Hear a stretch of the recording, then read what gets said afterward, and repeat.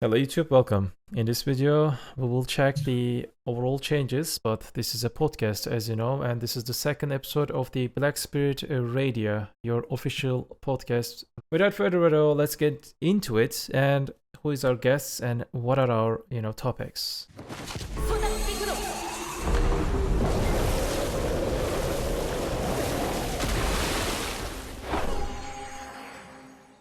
So this week's guests are Maze, a Suck Drug main, overall drug main. Tass, Awakening Sage main. Hygaa is the manager. He is the designer of this entire, the podcasting. We have Yalo or Unlean, you may know him, and we have Specs. Welcome, guys. Let's start from Maze. Please let us know who is Maze. Hey, everybody. It's good to be here. Thanks for inviting me, guys, by the way. Appreciate it. Yeah, so like you said, I'm a Suck Track main. I usually play, capped Node Wars, but I do uncapped as well. Play on both Mina and EU. And yeah, I've been playing for over a year now. So really enjoying the ride, even though with the bumps. Yeah, you can find me on Twitch and YouTube under Maze's BDO. Thanks. What about Tass? Yeah, hello everyone. Thank you very much for having me. I've been maining Awakening Sage for a few years now, and I do all kinds of PvP content on EU. Anything else, I'm not the right guy to talk about it, but PvP, I do everything. I recently started streaming on Twitch as well under Tassader with an underscore, and yeah, thank you for having me. Thank you. Specs? Hello, my name is Specs. I'm in the Guild Rat on EU and I shot call. I've been shot calling for around 2.5 years. Currently for the Uncapped PvP Alliance Be My Bandits, so they're called. And I play mostly Awakening Corsair, though I do have a knack for Deadeye, which I've been playing in Uncapped content right now. Thank you. What and about thank you Yalo? for having me. Yo, thank you for having me. My name is Yalo or Online, and I've been playing this beautiful game for 8 years, long time, mainly PvP. Right now I'm on Dosa, but I was before all that shit happened. Not gonna talk about it. And yeah, I mean I do stream here and there under the name Online, but yeah, thanks for having me. Thank you. And the last, Hygaa, who are you? Right, so I'm Hygaa. I'm trying to organize this podcast so that we can bring the most, masterful voices in here. I sometimes stream on Hygaa _. I have a YouTube channel that, starting to do some montages here and there. And yeah, thank you everyone so much for coming by. And thank you to Gwenya to let us his space and his to, share our thoughts and ideas. Thanks. Yeah. So we'll start let's start with the recent changes, okay, in Global Lab. This week, tomorrow we will get the patch. Interesting. Normally they do on Thursday. This week's Wednesday, and we get nice quality of life changes. As always, they're amazing about quality of life. The first topic, they added this auto fishing thing to the character that they mentioned in the devs commentary, and in devs commentary they mentioned 1% chance of the price grade fish, but now it is 3%. What you guys think that? Let's start from Maze, Tass, Spec, Yalo, and Hygaa. Okay. Yeah. Are we just talking about like the Carrick or just all the general stuff coming? Okay. The changes that instead of the 1%, now they bumped it to a 3%. Yeah, this AFK fishing thing on the, while you're just sailing, it will allow you to AFK fishing. Right. The NPC will do it for you. Yeah. Right. Okay. Yeah, I don't have a Carrick on EU yet. I do hope one day, so I don't have much to say about that, except that it looks kind of nice. But yeah, once I get it, I might invest in one because of that now. What about Tass? Oh yeah, I don't have a Carrick. I've never fished in my life. I don't know. Not even on that yet? I don't like it. I don't my god, you're missing so much money, man. Yeah, I know. I should start. Yeah, what about Specs? Well, I don't have a but the thing is though, and I keep begging my guildmates to go and hunt the AKKO so we can make ballista arrows, and they can get more money from this now. W. I like it. Okay, Yalo. Listen, I'll be honest, I don't have a Carrick either. Listen, I don't want to be that guy. I do AFK fish though. You can see a pattern though where they're going with all this fucking fishing though. Yeah. No, like it's like all getting pushed to like fishing being kind of the main thing right now. I don't know, in every fucking aspect. But yeah, no Carrack either. I get it. I get it. Yeah. What about Hygaa? What do you think? Just to add to the copium, I don't have a character either. But no, but I think we talked with Looney last week whenever we were reading or listening to the dev notes. We were kind of hesitant on how good the AFK part was gonna be. I think it's gonna be nice to have a little bit more chance here and there while you're doing some bartering, because we agreed that it was gonna be more of a in-between thing that we were gonna be doing while bartering. So yeah, it's gonna be a little bit better, which is better. Okay, better than nothing, I can say. Like, we will see all details tomorrow, I believe.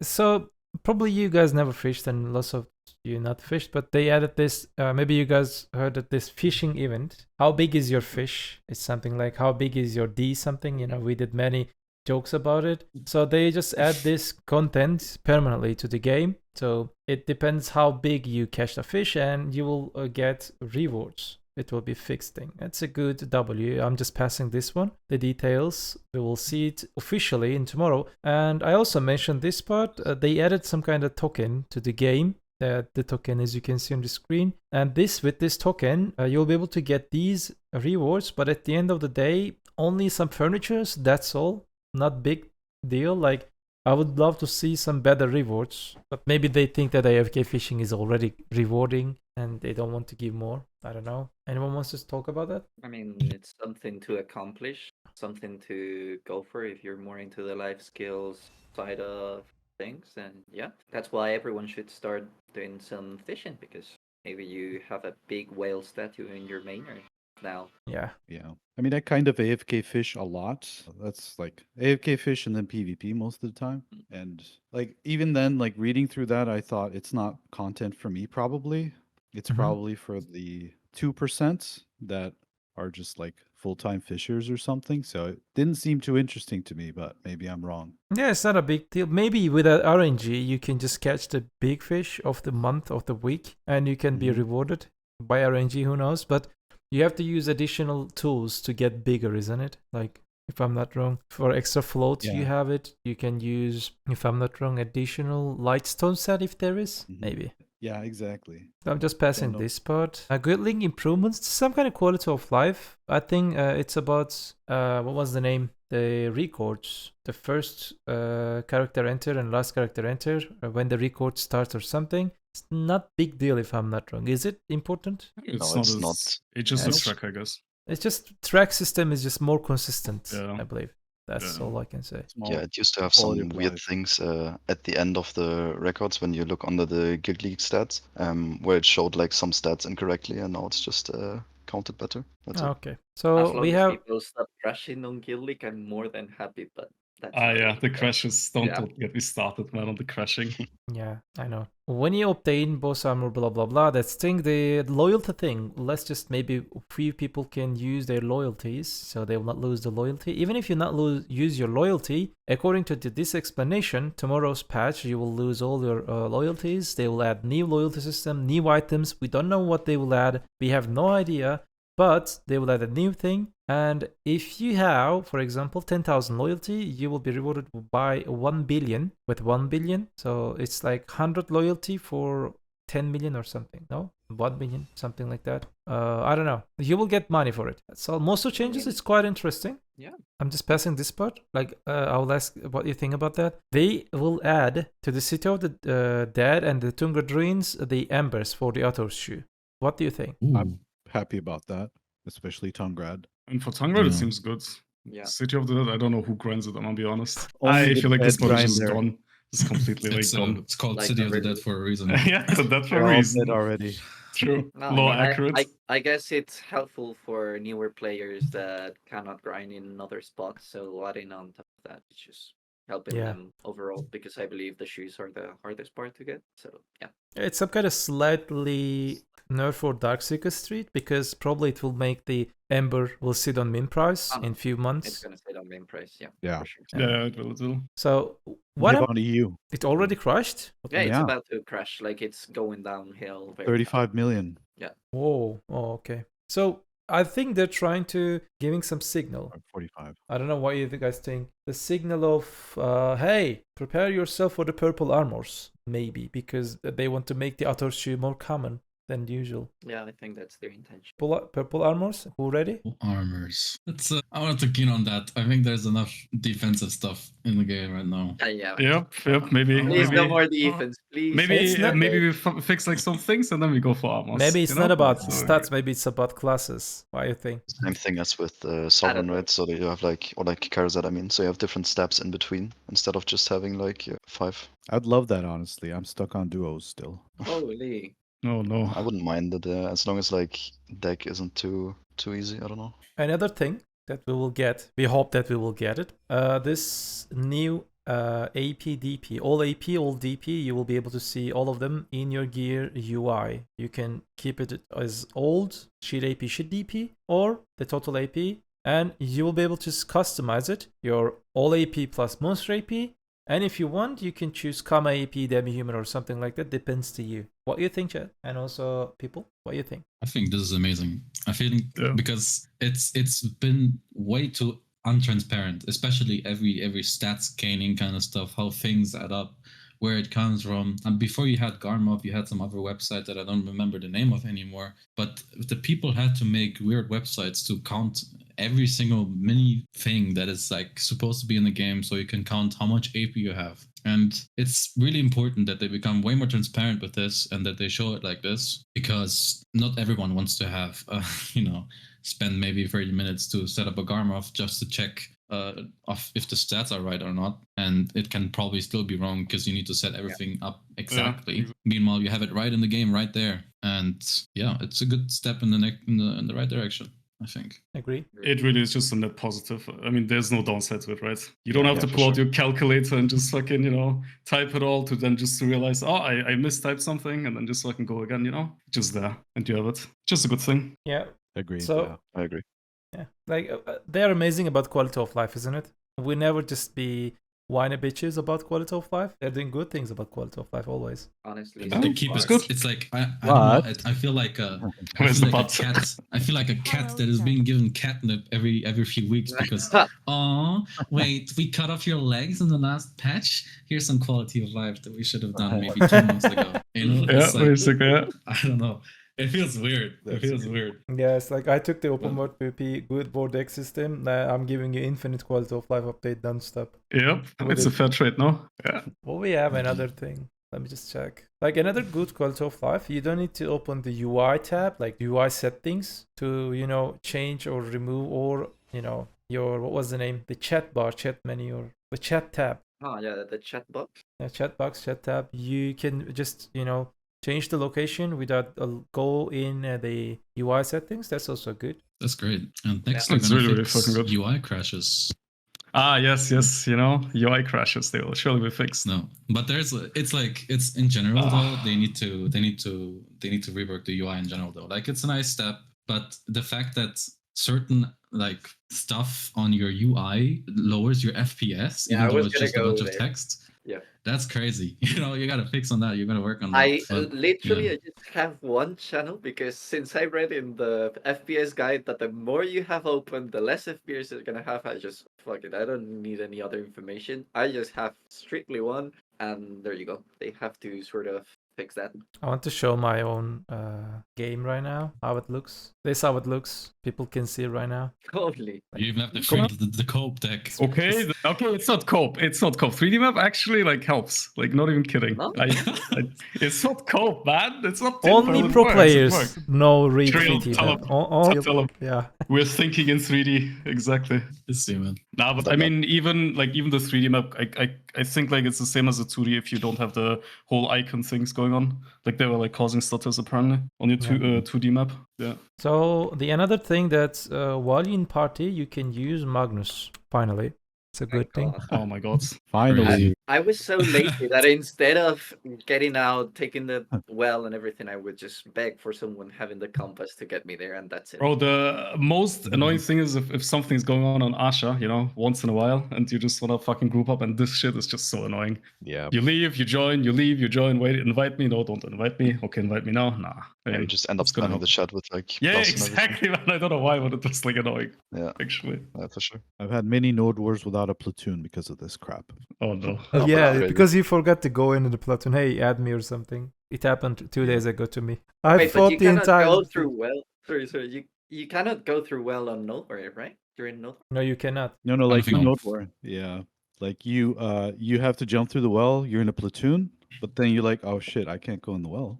So then Yeah. you leave Yeah. the platoon and then you And never then you get in forgot. again. I Because remember. forget to invite you. I remember one of my first Node Wars with Rat. I would go through the entire map with my unicorn because it was right on the other side, like in opposite Valencia, and I don't know. It took me like 15 minutes to go there, and I don't know. I've already missed the entire Node War by the time I got there. Ouch. So yeah. Let's start with the class changes. So I'll just read this in quick way, and I really want to know that what you guys actually thinking. Am I just exaggerating or overreacting? I don't know. The content we are introducing today will conclude the balance adjustments period for this season, but this does not mean that all balance patches are finished. We will continue to review the balance between classes and will not hesitate to make additional improvements if there are any areas that need adjustments. Also, as I mentioned in the previous development status talk video, we have been carefully planning not only PvE but also the entire PvP system for a long time. We will create place to explain this more detail to you, our adventures in future. So let's start from the maze and in the order. Yeah. So ending the class balancing sounds sus. I honestly don't really believe that. I think they'll probably keep doing little things here and there. Maybe they just like finished a majority of it, but it feels a bit early to me. It feels like a lot of classes still needed some love. I have nothing to complain on that front, but my class get buffed like 4 times already. Still shit. But yeah, feels good. No complaints. But yeah, there's a lot of Oh, no. classes that are still in the shadows, Yeah. So I'm sure they'll see some love. So this isn't over. I'm a bit more pessimistic, I gotta say. I don't know. To me, this kind of signals that they're done with like the large majority of the changes, which just isn't correct in my opinion. Like so many classes still need changes to be relevant at all in PvP, and I don't really see why they're not at least like trying to do something about it. But yeah, like this is more PvP changes than we've gotten in like years, it feels. So I am. So still actually, kind of guys, I've been curious. Like, do you guys think they mean like PvE changes, balancing is done, and PvP is just starting? Because that was Yes. some mixed language, and I'm still confused about that. Yes, Oh, but okay. the funny thing is, like the PV changes, like had so many impact on the PvP changes too, right? Like it legit. I mean, they can call it PvE, but even the cooldown reduction change is fucking huge. By the way, on the right skill, on the right class, it's like actually a game changer for some fucking class. And like, if they actually just leave it here, right? With like PvE is not fun, by the way, and I generally think it's the easiest one to like balance, in my opinion. Like PvP, I can understand, right? Everyone has like an opinion, but PvE should be pretty straightforward, right? Like to balance across the board. And there are like so many classes that are like actually untouched. That's the craziest part. But yeah, my opinion. Okay, I thought it was actually PvP and PvE that's already done. Then I guess I take it back because like for a lot of the classes, PvP did get touched a lot. So I assume this was like both of the like areas that are being touched. But yeah, I really hope they do continue with the PvP changes. I mean, from what I gathered, is basically they said like they're mostly done with PvE, right? I mean, they will probably still adjust it, right, from week to week, maybe small changes. But now they're gonna start with the PvP, which is hilarious would to be me awesome. because they did PvP changes, like a few, right, in between. But yeah, Yeah, that's what I understood too.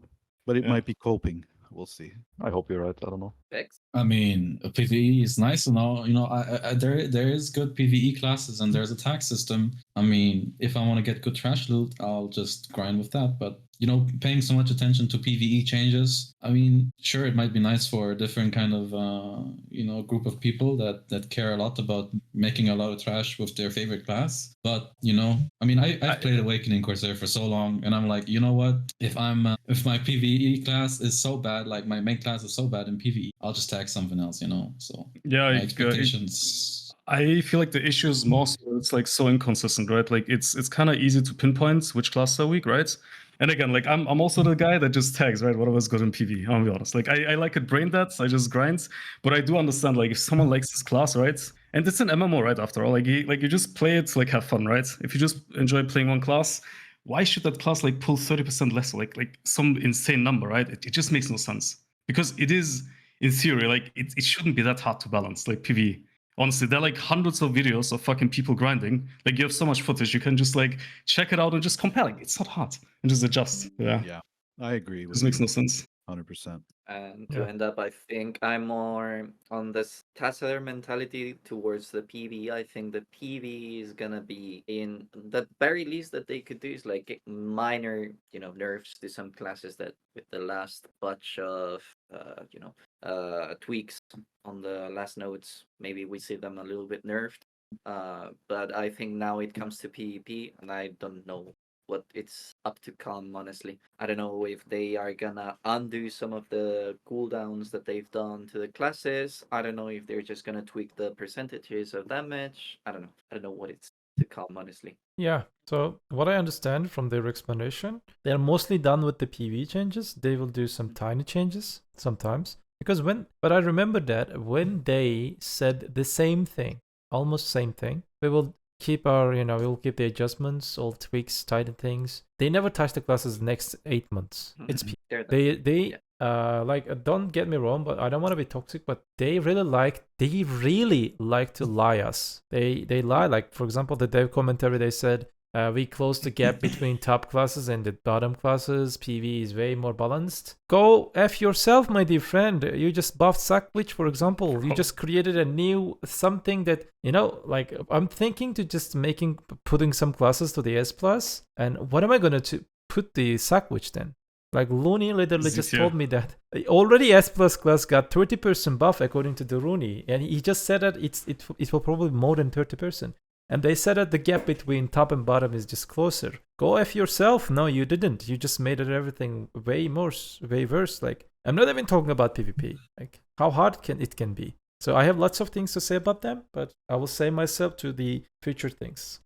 Fun fact. Orsikia is already capped, right? So Yeah. if by buffing that much Succession Witch, they cannot go any faster because it's capped, then it's gonna put them all together, right? That's my thought, right? Like, they are just trying to balance the classes mostly around Orzekia, and the fun part is that Orzekia has cap. So how can you just understand it if you just buff class over buff or just not enough buff or something? Because they're literally capped. 23k is just a cap, that maximum you can have, because you're just waiting.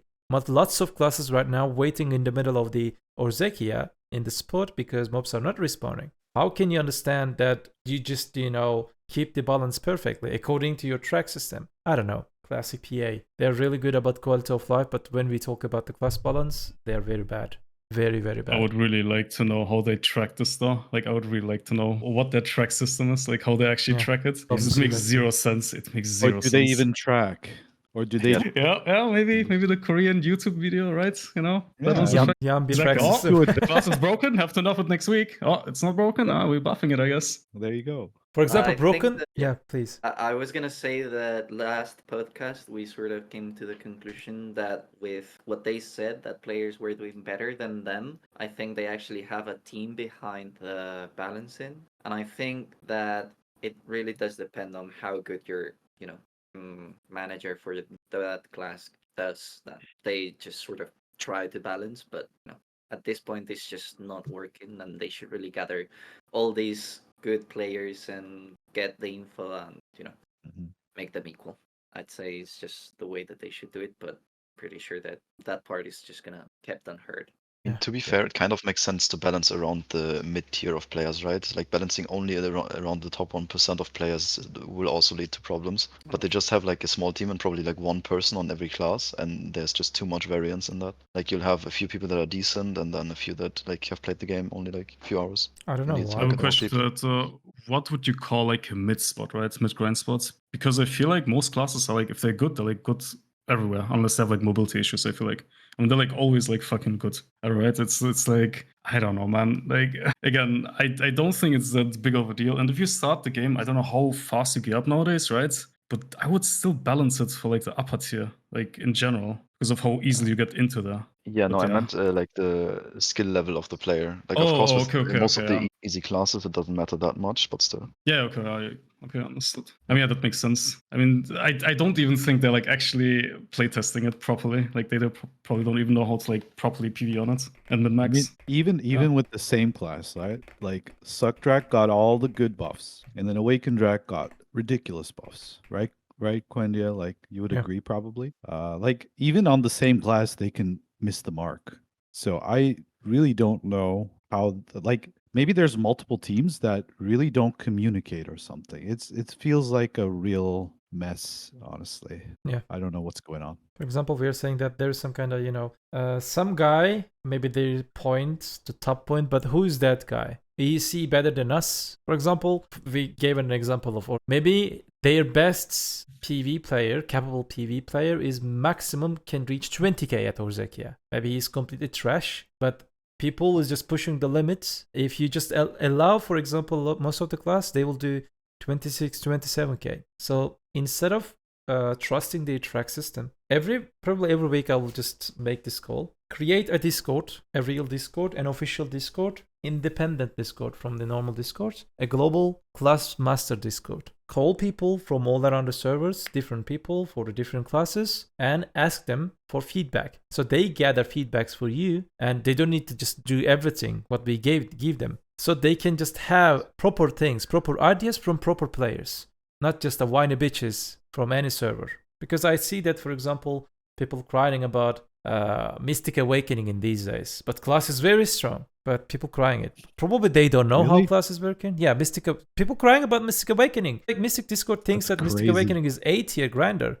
So how we can just trust these people, you know? So the class masters will choose the feedback, trustworthy feedbacks, then it will deliver to the PA.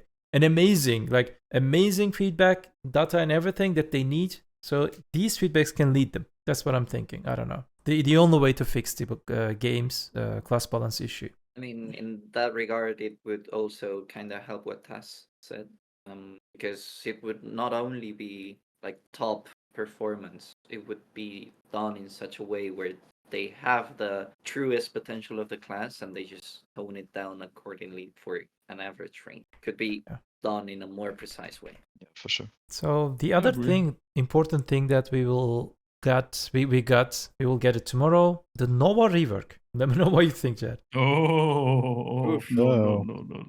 Please no. The hot topic, man. All I'm saying is every Nova friend I had is not a Nova anymore. They all went. Yeah. Same. No, they all swapped. I mean, I don't know. Like, I mean, I didn't go into depth, but like seeing that, right? I mean, I saw like clips of Nova moving. That looks like a new Nova is just playing the game. You know what I mean? Like a new player just playing it and it's just like moving. Like, I don't know. Maybe it's because I'm like used to like Nova just fucking zooming around, right? That it looks completely weird to me. But yeah, the class is, I don't know, like they just changed it completely in how it functions. Yeah. And I have a question here. Are Neon and Trolling off of Awakening Nova? Perhaps, yeah. They are looking for a They new are, class. they Come on, Okay, you know the Awakening class is Sage. dead one day. Awakening Sage is You know- loading. Yeah, I mean, I suppose. Wait, I need to hear. Is it not on the Oh. menu for them? What is Sage?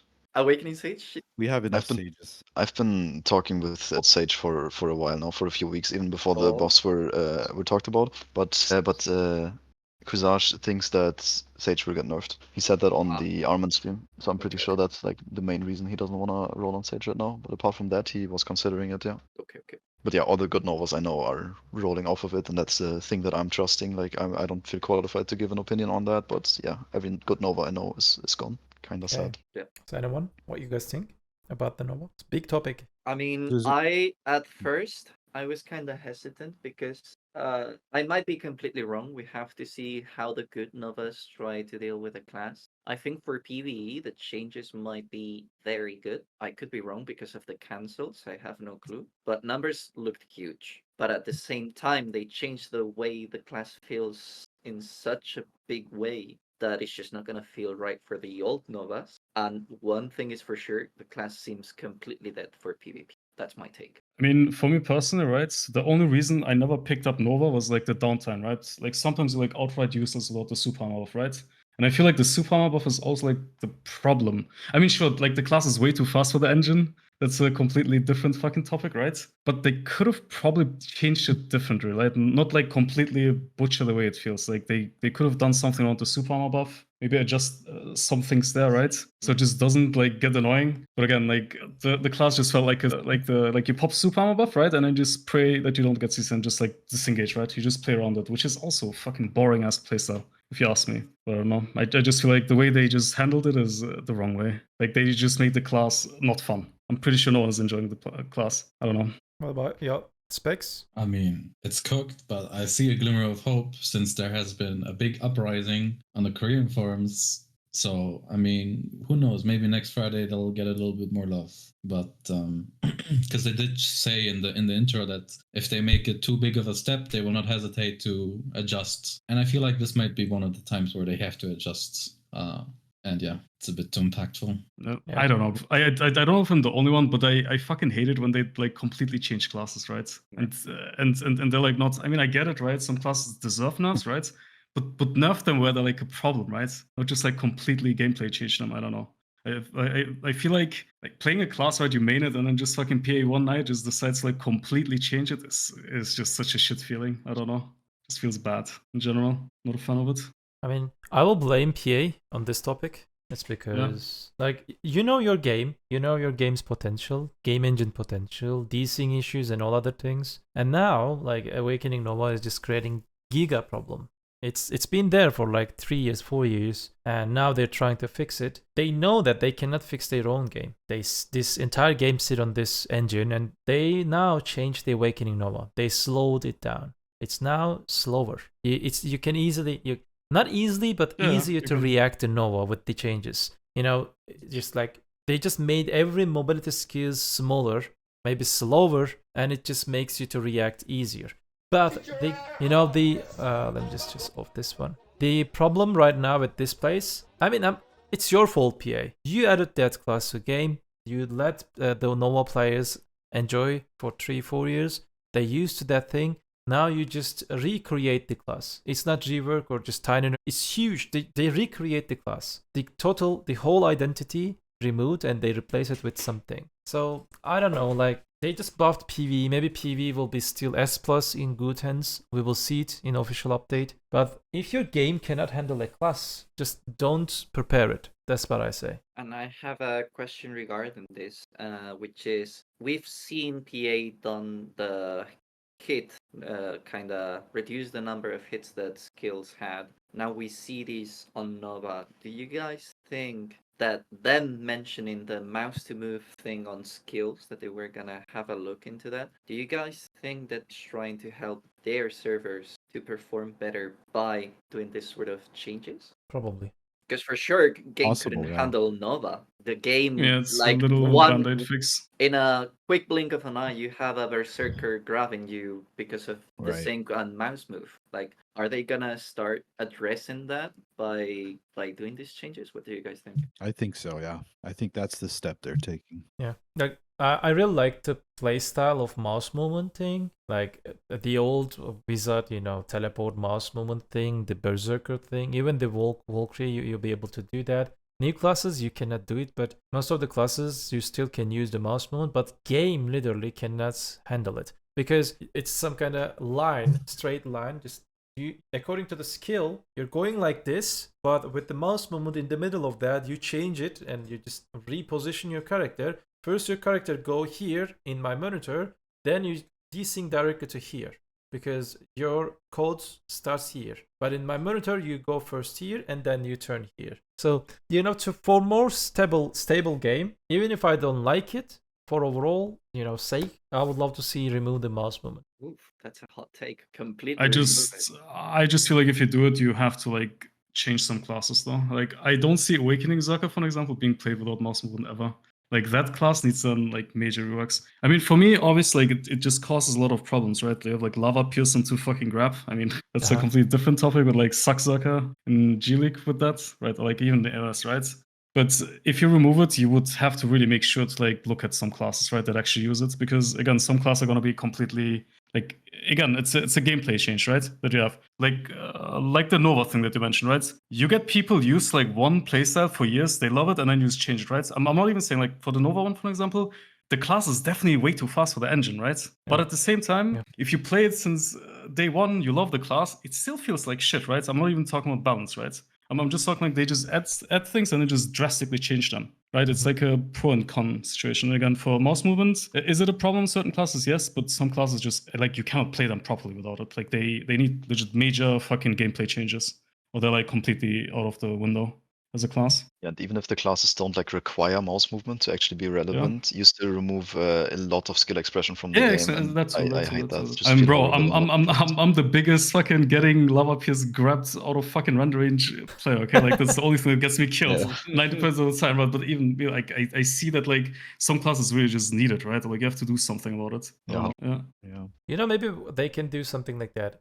They can keep the mouse movement and they can thread the same thing like they threaded to Drakania. You know, the landing animation now is clunkier when you start to fly. Most of Drakania Awakening players, they just add some kind of delay in between unprotected parts. So if you just, even if you just mouse move until the animation ends of the lava piercer, and then at the end of it, you cannot grab anyone instead of instantly desync things. So you can just dodge it. I don't know, 0.5 second chance. They did the same thing to Drakania, and Drakania, while flying, you can easily, you know, caught by someone. Yeah, I mean, just give it a window of punishment where you can actually do something. Yeah, in general, I think it's correct to look at the skills instead of the mouse movement as a problem. Yeah, exactly. Yeah, agreed. If they cannot fix it, it's okay for me to remove. It's giga step, I know, big step. But if they cannot fix it, just remove it. It's because it's make game unplayable for some part of the players.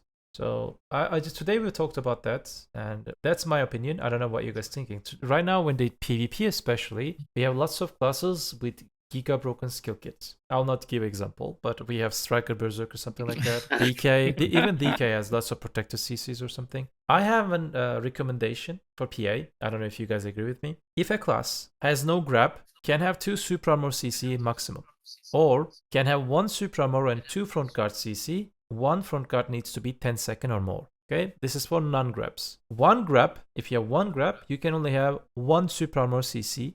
If you're Awakening, you can only choose it from the core. If you have 2 grabs or more, you can only have 1 front guard CC. What do you think? It would be better than what we have right now, for sure. Yeah, 100%. Pure balance. Rule for everyone. I don't think you can do it as a blanket rule for everyone. Like faster classes are fine with a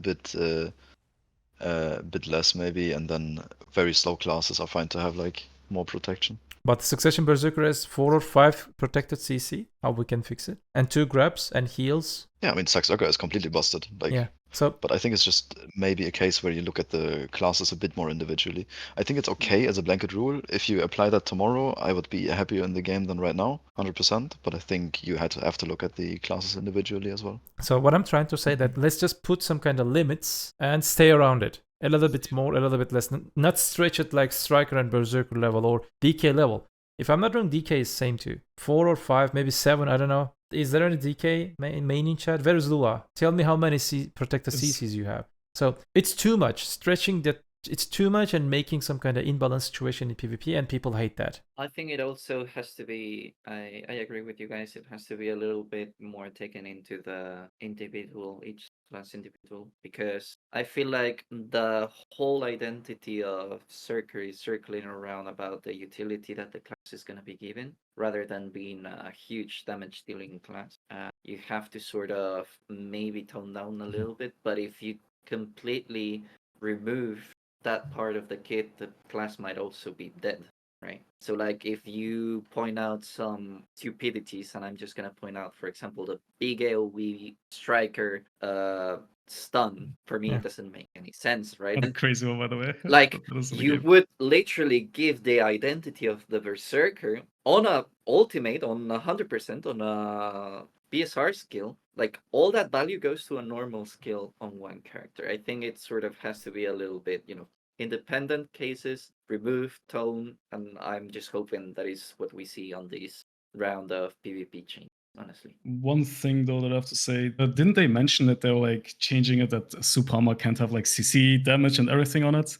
It's like completely wild, like who gets it and who not. And with the adjustment, by the way, I mean the formula is good, but the thing is not every CC is the same, right? Not every is as good as the other CC, right? Like some CCs are just easier to apply. Like you would have to actually go class by class and then just like, like change it and balance it out, right? Like in exactly, like it's so much effort, in my opinion, right? Which would be worth it, right? It would still be better than what we have now. But again, it would require like people actually like going for it and looking what the class does, what the good CCs are, right? And go from there. But again, it still baffles my mind that like some classes get like randomly CCs on protected skills for no reason one patch. Like no explanation, by the way. Just putting it there, then it's in there. Like without any detail on like why, right? It still baffles me also that Strike has like more iframes than some fucking, I don't know, assassin class, right? For some reason while having so much tankiness, but you know, it's, I don't know, maybe PA is just, you know, cooking something. I don't know. Well, let me know what you guys think. Like, we like KD for longer damage, down attack, you know, modifier damage, and also down smash and maybe CC reset. So float basically for air attack burst damage and maybe air smash in you know, continuous damage. So air attack burst or, you know, down attack long combo. Why we have bound in this game? Maybe the shittiest CC in the game, and I'm just thinking that why we have bound, short period of time, you have limited time for down attack. Why? So there should be something special. Bound, when you get bound CC, for example, you get additional 15% more down attack damage for short period of time. Maybe some kind of debuff. Why we have bound, for example? Replace all bounds with knockdown. Let's deal with it. I mean, a lot of the grabs are bounds, so you would just be buffing grabs. I feel like part of the reason bounds exist is to nerf CCs. So like grabs are kind of broken, so you just like put a bound on it to have it like a little bit worse for combos at least. So I think it's not a bad idea. I mean, all strong grabs in the game, especially for Striker, Berserk, they all KD. Who cares? Like, even if you remove it, like, so limited people just like, or replace it with the KD. For example, who has bound? Warrior, Ninja, if I'm not wrong. Like, they are bound, isn't it? Maybe a few more. Yeah. Replace them with float or KD, depends the class. Yeah. Honestly, like I feel like they just forgot to patch out bound and they just do it randomly. I don't even think they know what they're doing. I'll be honest with the CCs. Like bound on a regular CC outside of a grab is such a it's such a bad thing. Like you don't even want to use a skill, right? Off the risk of like capping someone. For an example, it legit just negates your damage. Like if you use it on any skill that isn't a fucking grab. So now just removing it and keeping it maybe on the grabs would be a good idea, right? Bounce on the grabs and not making grabs actually KD, because grabs have so much value. Like especially if everyone is protected, bro. Like the grab has like the highest fucking value of any skill, right? Maybe not making it KD would be the play, in my opinion, or like making it float or bound, and moving like the KDs on like normal skills would be the play. I would agree. Also, remove the grab ignore thing from the grab classes. Thanks. Yeah, that one is also a thing. Randomly just having CC pen for some reason. I don't know. Like, dude, like, I just witnessed, like, maybe last year, I don't remember. Berserker, like, his grab is immune. He just turned into crazy in the Discord. He just yell, he say bad things about how my grab, you know, miss. It's immune. Poor guy, I feel. Poor guy, yeah. Like, remove that KD ignore thing from Awaken Valkyrie and from the Sage. If I'm not wrong, Awaken Sage has it too. All the ignore things, remove them for balance. Like, they're literally, for example, for Striker, you're giving them for free 3 different ignore, 3 Elcars. It's 3 equals to 3 else for grab. What are you doing? Like, what is this? I mean, they're gonna remove resistances anyways, so. Yeah. Right. They will. Like, it's. I think it's some kind of big it might be a copy. lie. Yeah, I mean, you know, let's hope. Why didn't they yet? Like, if you think they are gonna, I don't know. Yeah, they keep promising stuff. If somebody made a list or a checklist or a bingo list of the promises that they had from the last ball, they probably ticked off maybe 3 things from like 20. So, oh yeah. You know, I don't know. So, for example, like resists, there's some kind of main defensive mechanics, one of the main defensive mechanics in the game for PvE, for PvP. Instead of removing them, you know, make them more valuable, buy crystals. For example, let's say that, let's decrease the PvP thing. What was the name? The PvP max value to 60. And let's increase the ignore resist value from the crystals. So if someone wants to be, you know, tanky with the resists, I mean with the RNG of course, when he used 2 adamantine or 1 adamantine and 1 giant, if I use 2 Elcars, I should be able to just ignore it. If he sacrificed something, if I sacrifice something, then we're good. I can ignore your res, then there will be no problem. So it some kind of adds utility to the game. But if the adamantine gives you to 25 KD res, and if 1 Elcar gives you 10%, you have to change the entire crystal setup for only 1 50% KD ignore. I don't know, increase the rates and resist will not be a problem. 2 Elcars or 2 some other things will be enough to ignore the res, and nobody will care. So I think an interesting thing is too, they're talking about removing resistances. So like how's that even going to play into all the class passives and all the Yeah. crystals and things like that? I'm really curious to see that before I make a comment on this. But I think they will make more mess. I'd say Yeah. that they're gonna remove the part. I kind of want to compare it to the special evasion thingy that they did. They Mhm. removed it from the game, and as an exchange, they rewarded us with more HP so that they sort of balance the damages output. Could be a way that they could address that, and I'm gonna more lean towards that they're gonna try to do so. Yeah. Also, one point that I have with resistances that I would like to hear from all of you guys. You are experienced PvP players. I have this feeling with the resistances. I have to admit that I hate the fact that there's a luck chance for me to actually be able to do good if I'm a skilled player. Like if I landed my skill, my CC on the frame, and there's a luck component, for me it just personally kills the PvP experience. What about you guys? I mean, yeah, it's like RNG should not be in the game. And again, like some people cope that it like benefits the bad player. No, bro. Like a bad player is not gonna properly combo you anyway, and you're gonna get up and just combo him anyway. Like it doesn't give any positives, right? And they had to cope that like. I don't know if you guys remember, like after they did like major class changes like years ago, right, where they just removed all the protection. Maybe you could argue some classes needed maybe resistance. I disagree still, but you know, like that's an argument that like you know no one has protections. Some classes don't work, but nowadays it's really hard to find a class that is like not perma protected, right? Awakened So Drug. it's yeah. I mean, okay. I mean, we're not talking about the Awakened Drag. That's Oh my god. that class Here like we go. you know the PA second option just applied to Drakania and everyone else just didn't, right? So like, but Yeah. yeah, like again, apart from Awakened Drakania, like every class kind of is like perma protected nowadays. Like you will find rarely a class that doesn't have like perma something going on. Like barely, right? But yeah, Yeah. it's a concept of the personal opinion. Like, sure, it will require like a lot of fucking reworking, right? Like they did with like the special evasion. A lot of items have to be changed. Some class passives have to be looked at. But honestly, that's a good fucking change. Like, it's a positive in my opinion. Like, I'm also so tired. I mean, you mentioned it with like the crystals, right? If a class has like CC pen, you also save up on crystal slots, right? Like it's a unironic like fucking stat gain, right? It's just imbalance also in that aspect. I don't know. Yeah. What about you guys, Tassader, Specs? Any I, thoughts? I fully agree. Like, it's just an outdated concept. It kind of, I can't even defend it. It just doesn't make sense to be in the game anymore. So how many of you remember 2018? Like if you want to use super armor, it will have no threat. If you want to deal damage, it will be maybe front guard, mostly unprotected. And if you want to CC someone, mostly unprotected. So if you want to take something, you have to give something. Who just remembered good days of Black Desert Online? Golden times, Me. I believe. I mean, I do. It's okay. At the start, I hated the change because it just destroyed so many classes, right? Like, I mean, you had like so many classes, like so much protection. But after they did like a few patches, it did feel good, right? Like you could actually punish people because there were like actual gaps to punish, right? Actually think when you did it. And then they just, I don't know, just added more and more protection. Like every fucking like over the years, they just came to the same thing that we had like pre the change, right?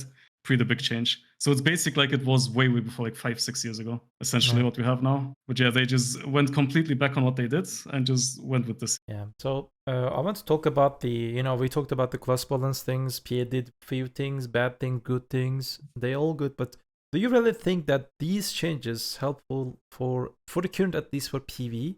And also, do you guys think that PA's intention, do they actually reflect it to the patches? I think for the majority of the PvE scenarios, it was good changes and positive. And I'm gonna call it from 50 to 60% of the classes, it was good. With the last batch, I'd say it's more to a 60%. There were, yeah.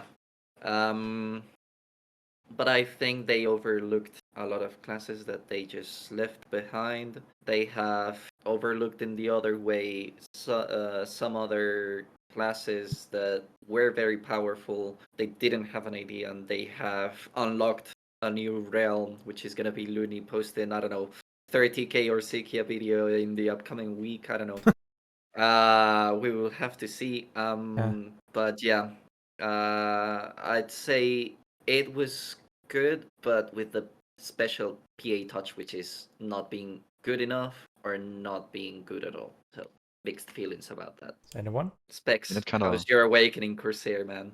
Have you Man, gave up it's trenches, already? man. I'm playing 2018 BDO because if I want to deal damage, I'm forward guard, bro. Good night. I'm getting clapped. It is what it is. I'm still playing 2018 video, but everyone is in the future. So No, you're not alone. Goddamn. With my drug, I'm still there. yeah, but you know, I think regarding removing resistances, it's a good step. Yeah. And whether they reflect their changes and their mindset in the patches, I also think that they try their best, but I feel like they're shooting in the dark. Like they say, "Oh, we are doing big PvE changes, guys." And the last 3 weeks, we've been looking at how most of these things have impacted mostly PvP instead, because they're not impacting damage exactly. They're doing changes that also impact PvP like very aggressively, and they still call it PvE changes. Yeah. So I'm curious how one of these patching sprees looks like with the title PvP changes. I'm very curious how that looks. We'll have to see. Maybe that's why they wanted to do the future PvP changes. They are planning it. Maybe they just prepared most of them, because they just create some kind of standards in the cooldowns in most of the class. 6 seconds, 7 seconds, 8 seconds. They decrease the cooldowns in most of the class. Skill kit, for example, Awakening Lance, it's on 7 seconds. Giga, rework, also buffed for PvP, and also Awakening Maivas, now it's on 7 seconds. Of course, the main damage skills, they are like 10 seconds, 12 seconds, but most of the, filler skills, small skills, they're like 7 seconds. Like Awakening Assassin right now, it's on 6 seconds, for example. And maybe there are other examples. They changed a lot. Maybe Sage got Giga 7 change. seconds. Yeah, like they wanted to bring some kind of standards to PvE first. I totally understand, because most of you know that I'm tagging different classes and trying to find some kind of proper combo add-ons. Whenever you try to just hit the mobs, having 6 second or 7 second cooldown skills, especially 6 seconds, it's big W. It's because it's offering you tier 2 add-on. Imagine that you're using your 6 second skill, it's giving you 12 seconds buff, and it's nice, it feels good. But at the end of the day, you can use that skill for PvP if that skill is protected CC, for example. Big problem for PvP. Maybe that's why they will do that PvP changes. Maybe, I don't know how they will do, but how they will fix these broken classes. Hopefully they listen this podcast, or they listen other class masters about the classes. So last week, for example, we talked about Awakening Sage. Why Sage is broken, why people feel it's broken. We asked the class masters how we can fix it, and they said, while I'm moving, I'm dealing lots of damage. Reduce it or remove it. I have, my stamina is just I freely just travel the world. My stamina is okay, just nerf stamina. So they said 2 big things to the class. So if they listen all class masters, I think we can lead them. So yeah, what are you guys thinking about the the cooldown changes and how it is affecting, especially for your classes? There were already some classes that were clearly touched with the intention of changing PvP. Like Sage, for example, we had 1 week where we just had PvP changes, and then the next week we had the actual PvE changes. So it would be interesting to see if those kind of classes will still get changed in the PvP changes. But yeah, overall, PA has a history of trying to change one thing and affecting 10 others. So yeah, I'm just glad they ended up doing the PvP changes after everything else. So now they hopefully can have a proper look at it and talk to the right people or listen to the right people and maybe actually make good changes. But yeah, it's just a hope. We'll see. Let this podcast be that right people. Let them listen to us. Maybe this is a good point of reference for them. Let's hope. Yeah. Yep. So one of the viewers talked about the tank meta. Do you guys think that tank meta comes from the classes or from the crystals or something? How we can fix it? Yeah, that's a complete package deal. Okay, so tank meta, I mean, the thing with the tank meta is some classes just completely get broken with it, right? They're broken. Saxzerker is a prime example, right? The crystals for that class just fit perfectly, because Saxzerker doesn't do any damage, by the way. It's a class that does no fucking damage. So all it has is just insane mobility, and it just grabs you like a piñata, right? And the combination with like, bro, like 600 million and you get 60 ARC crystals and you're viable. Like, I don't care what anyone says, right? The amount of times I go to Nordor and I see people just roll to Saxo and then just fucking int recalls is just way too like effective for the price, right? My only issue with the meta is just some classes are just more overtuned. You could argue, right? Having more defensive stats overall is not directly bad for the game, right? It's not bad that some classes are tanky, right? It's just some classes just completely abuse it. And you can't really counterplay it. Like, how are you going to counterplay a Zerka, like 1 KDR without like a Misty, right? Again, like Shais get like high value again and all of that, and you have to play around it. Yeah. I just feel like the effort that you put in to be viable is just way too high, and you have no real way of countering it, right? And again, like, So, yeah. I have an idea about that. I don't know what you guys think about it, but like, what if you stack DR or you stack evasion, you start losing movement speed and attack speed? That would be nice. Could be good. Because I mean, come on, like you have 850, 900 DR, and you're still running around like a maniac with all that armor on you. Or like you're in evasion class, you're busy evading, but at the same time you're just, running around, flying around, grabbing people. It just makes no sense even from like a, it's just a physical standpoint, right? It's like there has to be more of a trade-off than just losing AP. That's what I think anyway. Would you add it to the crystals themselves? Like if you run them, you have a, let's say, 2% debuff for each. Yeah, crystals and accessories. Okay. I mean, you can add diminishing returns, right, for the crystals. But again, like my main problem, like the DR stuff was like always in the game, right? Not to that extent though, right? Like at the moment, it's just so easily accessible. Like really, it's so piss cheap. Like you don't need fucking, I don't know. Like back then, you need like fucking what is it? The rings, right? The cardinal rings. How much were like 50 bill at some point, 60 bill, right? Mm-hmm. Now you can just have 600 million and you just go roll with it. Like no counterplay whatsoever. And again, some classes I always mention Saxoka just excel with it, right? Other classes probably won't be as big of a problem. I'll be honest. But Saxoka is just a prime example because of the mobility.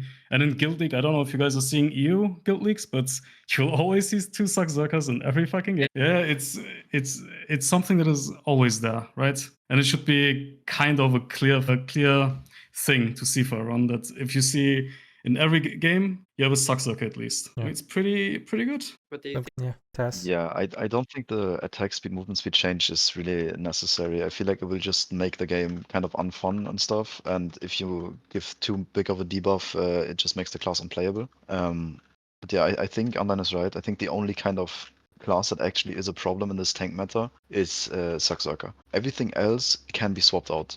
Like, sure, it's viable, but it's not a problem that it's viable. You don't have to play it though. You have to play 2 Shais, you have to play 2 Saxorkas, and everything else is optional. So I think it's alright. It's okay. Like we're running basically 2 Saxork, 2 Shai, and the rest is pretty much blast. I mean, not full blast, but it's capable of blasting. So it's fine. Like Saxorka needs to be nerfed in some way. Maybe remove mouse movement, maybe remove his tankiness, maybe something. I don't know. But once you do that, it's okay. How about gauntlets though? Gauntlets are very strong. Yeah. Very strong. But you don't have to run them in the comp. They are good. They're 100% playable. They're S tier probably, but it's not as big of a problem as Saxorka. Yeah, but tankiness, when we talk about tankiness, Zerker is the main They're issue. Huge problems still. Gauntlets, we can fix it easily. I think for strikers, for gauntlets in general, like look at the class modifiers probably. Their class modifiers are too fucking good. Like once you make it so that magic classes actually deal good damage to them or decent damage to them, they won't be as much of a problem anymore. Like, I mean, don't get me wrong. Like Awakening, sorry. Yeah, go ahead. Okay, so Awakening Mystic and stuff, don't get me wrong, it's completely broken too, right? I mean, I just mentioned Saxoka, but gauntlets are definitely, okay, it's also class-based, right? For example, I play Dosa, so like a fucking Awakening Striker is not that big of a deal for me, right? A Mystic on the other hand, for example, I still think Awakening Mystic is completely broken, like turbo broken for this. Like gauntlets in general are also like you don't go wrong if you pick a gauntlet. It's always gonna be viable. It's always gonna be good. Which also makes no sense when I see Striker getting buffed for no reason. But that's a completely different topic. But yeah, I mean, you will see which classes are played most, right? It's gauntlets and strikers. There's always a pattern of what is annoying. Just again, I don't know what it is, but Awakening Mystic is, in my opinion, also as broken as Saxoka if played properly, but I just don't see many people play it for some reason. But yeah. I agree 100%.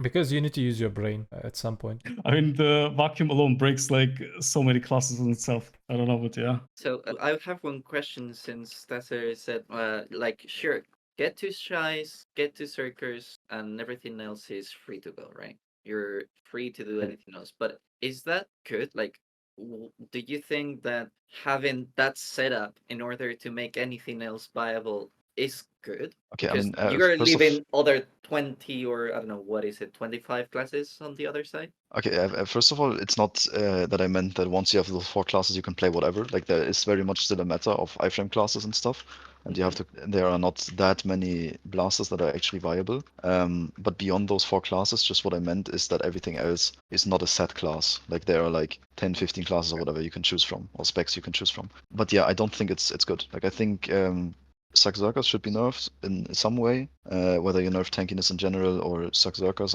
don't care too much, but probably nerfing is better. And then whether or not Shai should be mandatory, it's like a different topic, I don't know. But yeah, having more viability of other classes would be very nice. Removing vacuums is one way to make like Musas and stuff a bit more viable, or like nerfing vacuums. But yeah, in general, at the very top, you can't play too many classes, and it is a problem 100%. And before we move out from that topic, I really want to ask Specs about his opinion on carpet meta, what he thinks about. Well, you guys explained the G League perspective here, but as a shot caller, there's a Nova perspective, which is also very much impacted by this carpet meta, because you can be an unkillable Demon King on 1000 DR, right? But for some very, very strange reason, especially if you have any sort of summons, like Awakening Striker or whatever, for some very strange reason, you still deal a flat amount of good damage on top of structures, and you're unkillable. And this doesn't work. This cannot work. It is not acceptable, and it's killing the game, and it's honestly really cringe. And not to mention, I mean, the DR meta, because it is a DR meta, right? People are going to say carpets are broken and so on. Well, the reason why carpets are broken is because DR behind it is so easy to build. And I mean, as people think correctly, you can be an unkillable Demon King on a setup that is 600 mil worth. You know, I can go to the central market and become God himself right now. And it's a big problem.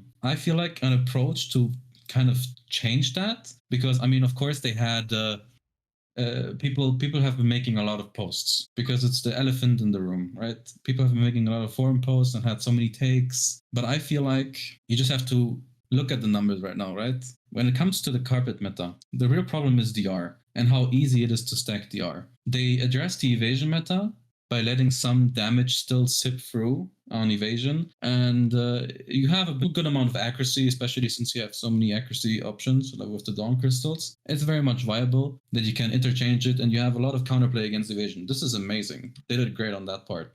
But on DR, there's nothing. What did they do? It's an outdated system. They still have DR checks in the game, right? DR checks as in, if you're 900 DR plus, roundabout, everything that people build against you, even if you're full deck, you know, God himself in this game, 111 human damage, it doesn't matter. Some random guy with, 600 mil in the central market is gonna outplay you anyways, because he won't take any damage, since he will fail the DR check and you will only deal 5% of your AP as damage. And that is like really ridiculous. And the only way to counterplay this is percentual debuffs, like Shai's, right? Shai has that percentual debuff on DP, total DR, on the Misty, and on 2 of her boomerang skills. And they're really, really important and vital in every single G League comp, and especially also in Node Wars, right? I personally have my Shais, they're very much specialized on rotating Misty Haze, so we can get as much usage as we can to make sure that whoever is running this carpet build can at least be hit. So I think because Shais are the only class that have this kind of mechanic, reducing this value by a percentage. And the DR value is also becoming a little bit way too high, right? I think with simple math, aka some sort of percentual counter, there's a good chance that you can implement some sort of fixed vert. So what I mean is, either you implement some sort of armor penetration stat, which is a good idea, or you can also implement some sort of add-on which decreases DP on hit or like DR on hit by a certain percentage. What does this do if you nerf this kind of stuff and you don't just introduce more damage? People who are on 550 DR and they're blasting and they're trying to kill these people, if they get hit by a 5% debuff on a DR, it doesn't really matter to them. But if a 1k DR Zerker, which has too much total DR, gets affected by this percentual debuff, it's going to hit him a lot. And he's going to get toned down by a good bit. But meanwhile, some random blaster that you hit with this add-on, he doesn't really matter much, right? So I think that's going to make it more forgiving. Specs, you can even make it so that after a certain DR stat number, the damage, like the armor punches applies, right? Let's say after 700 DR, they just start getting shredded. And then you don't have the issue of like blasters just getting more damage, right? Because the blasters on legs. Yeah, I mean, you can do so much about it. Just as a general thing, it just feels really bad grinding like 10,000 hours, right, of gear, and you can't counter some person just running 600 million crystals. Like it just really feels bad in an MMO setting, right? I mean, it's not an MOBA that we're playing, right? It's an MMO where you just grind every day, just try to improve, and it just feels really, really bad. I don't know. Just being reliant on a Shai, just mistying the person. I don't know. It just doesn't feel good in a game sense, right? Yeah, feel good. Yeah, just horrible. Yeah, I agree. I'm not sure if the correct way to do it is to make it a debuff, though. That way, like other tanks and stuff also deal more damage. What you could do is either proper AP artifacts. They still haven't been introduced into the game. You could put like some kind of percentage DR reduction on that, or you make actual expensive AP crystals instead of like the cheap red ones we have now, and just put DR reduction on there. So you give up the tanky crystals instead for it, something like that. But I agree, percentage reduction would be really nice. Yeah. Yes, I agree, because it's really important, right? Because the thing is, the obvious solution is, oh yeah, you know what? Let's just put more AP into the game. Let's make Sovereign Part 2. You go up to fucking 20. But no, that's not gonna work. It's not a good fix, because then what are these people who have 500 DR trying to kill these people gonna do? Man, I'm gonna disappear in half a skill. Half a skill, not even full skill. It's not a good direction. You need to work with percentages. You need to somehow look at these way too high values. It's an inconsistency in the mathematics and calculations, because you have things in the game like accuracy rates and evasion rate and evasion, and it all plays with each other, right? And there's already percentages in that. Right? But you have nothing in DR. It's all flat. You have damage reduction rate, but you don't have damage reduction minus rate, right? You don't have that. It's an inconsistency, and it needs to be covered. So overall, you guys now expecting from PA something like there is some kind of like simple problem, Succession Berserker or DR stack, isn't it? Berserker is a perfect example. Let's check the old classes, whoever just can stack DR. For example, Berserker can stack DR, it fits good. High HP pool and also the additional DR buffs, self buffs thing. Let's, make the all self buff things equalize like the other classes. 10 DP, for example, 10. And the only Q block classes, like only Valkyrie and the Suck Valkyrie and these can have 20 to 25, like they did to the other one. Berserker has still like 40-60 DR, I can't remember the value. There is no shield, nothing.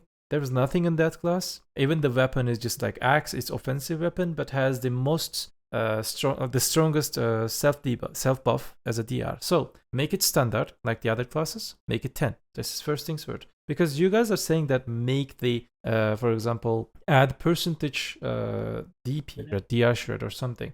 We have to think a little bit wider. This will affect the entire game. I understand, but this will affect PvE. This will affect other things. This will affect lots of things. Like, instead of fixing the simple solution, this can cause bigger problems. Like, simple solutions can fix the simple problem, but yeah. For example, like, we talked about the crystals. Like, cheap amount of crystal, to counter it, you need to spend trillions of silver. I remember that's problem. 3 years ago, Centaur and Sicil.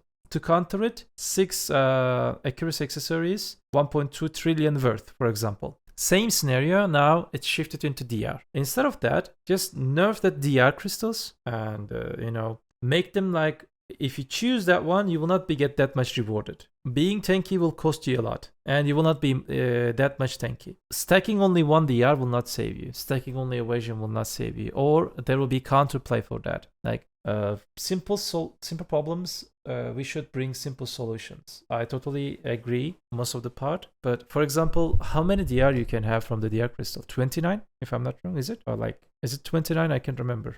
Per crystal, the DR that you get? Yeah, 29, I believe. Yeah, it's Jin Dawn is 29, yeah. Yeah, so 29 from the Jin Dawn. I'm not talking about the one bond version. So it's also giving you additional DP, sheet DP. That's also giving you DR in long term if you just use all of them. Just instead of 29, let's make it 18. Simple. I mean, I mean, you can do so many things. You could also just cap the numbers of the Yeah, cap is also good. in, right?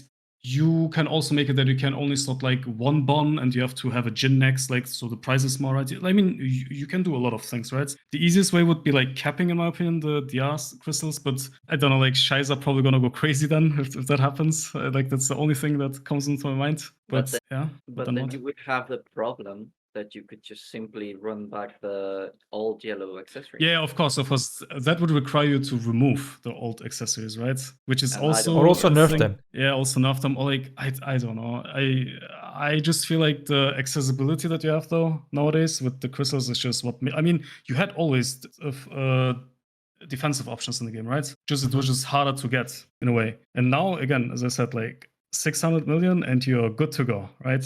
You just put it on the pre-order and you have it the next day. Like, again, you do have items, then they would have to make a complete overhaul of like the old items too, if they kept the crystals. So like kept the DR, nerf it, also nerf the other defensive accessories. Also, I would love to say this one.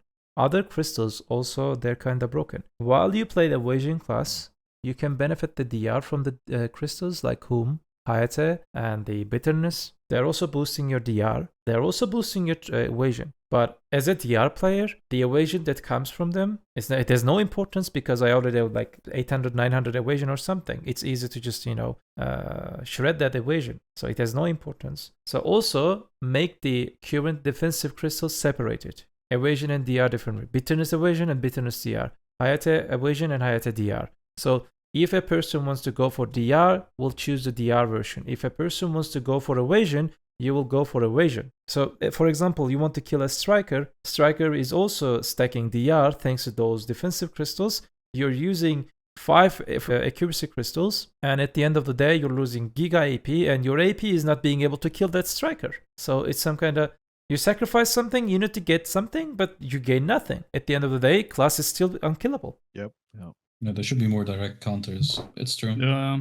It is so obvious because I've been going through like, okay, so in our guilds we have people like post their builds and we're trying to fix them and we're trying to go over them and we need to find out like ideal builds. And then I spend a lot of time trying to figure out builds for people, and I sit there and I see striker builds, for example. I had a look at strikers earlier, and I figured out, in my opinion, it is very difficult to start dealing some sort of damage when you are staying on DR as a striker, right? And you don't slot any of these DR crystals, just passively, right? You have a Nuver, and you have all the kinds of normal DR crystals that you are not Dawn slots, and you only end up at like 720 DR, unbuffed, right? Flat. Now, when you have some sort of evasion armors and stuff, you're going through that, you have 1200 evasion easily, and you can reach 700 DR also easily, and you have maybe 10 PvP AP difference, and it's just so stupid. It's just so stupid. Don't you Mag's Good League builds, like 1240 evasion, 620 DR? 120.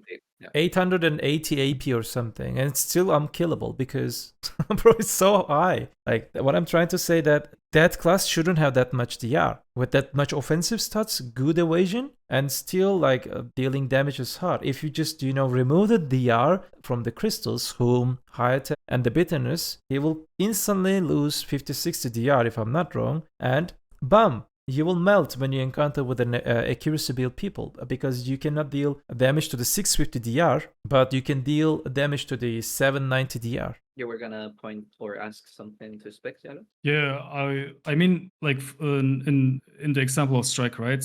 It's not just the stats that it has, but also damage reduction for some reason, right? In Super Armor. Yeah. That one adds a lot. Like, it's a combination of like everything, right? Having the iframes, having the multi, having like the damage reduction, plus having so many free stats for free, right? And it just scales with DR. Like a striker works also with DR, by the way. It doesn't have to be just evasion. You can also go full DR striker. Like it's literally just a combination of everything that makes the class just that ungodly tanky, right? If I would put the stats on like a different class, it would probably not feel as good as on a gauntlet, right? Like on a class that is like designed to be that way. Exactly. Again, I also don't get the logic with like the damage reduction on certain classes, right? For an example, some classes that like completely melee don't have the luxury of like a gauntlet, for an example, or like a Zerka, which also makes no sense. Like some range classes have even like better damage reduction for some reason, but yeah, that's a completely different topic. I feel like the damage reduction distribution. Let's make But it gauntlet does damage reduction contribute to the 15. tank meta. Yeah. Yeah, standardize it. I mean, all I'm saying, I mean, on Awakening Dosa, they nerfed the damage reduction. It was like 20% for some reason, right? They Now nerfed it's it to 10%, 10%. isn't it? And you feel it. Like the 10% made me have to go tanky stats, so I don't die like in a skill, right? Like it will be noticeable. Like even the drop by like 10% is gonna be definitely noticeable.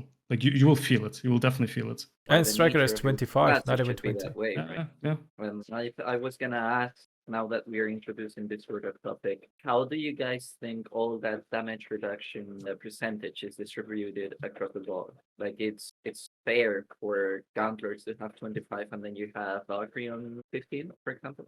Like for It gauntlets, is. I would love to see. I mean, all strikers and mystics will cry in, but stop cry. Your classes are strong because of the stats, base stats, and the buff self buffs. They needs to be maximum 15, maximum, because like normal frontliners in the game right now, they have 10%, most of them. But now just make it 15%. How much is Succession Berserker right now? 20?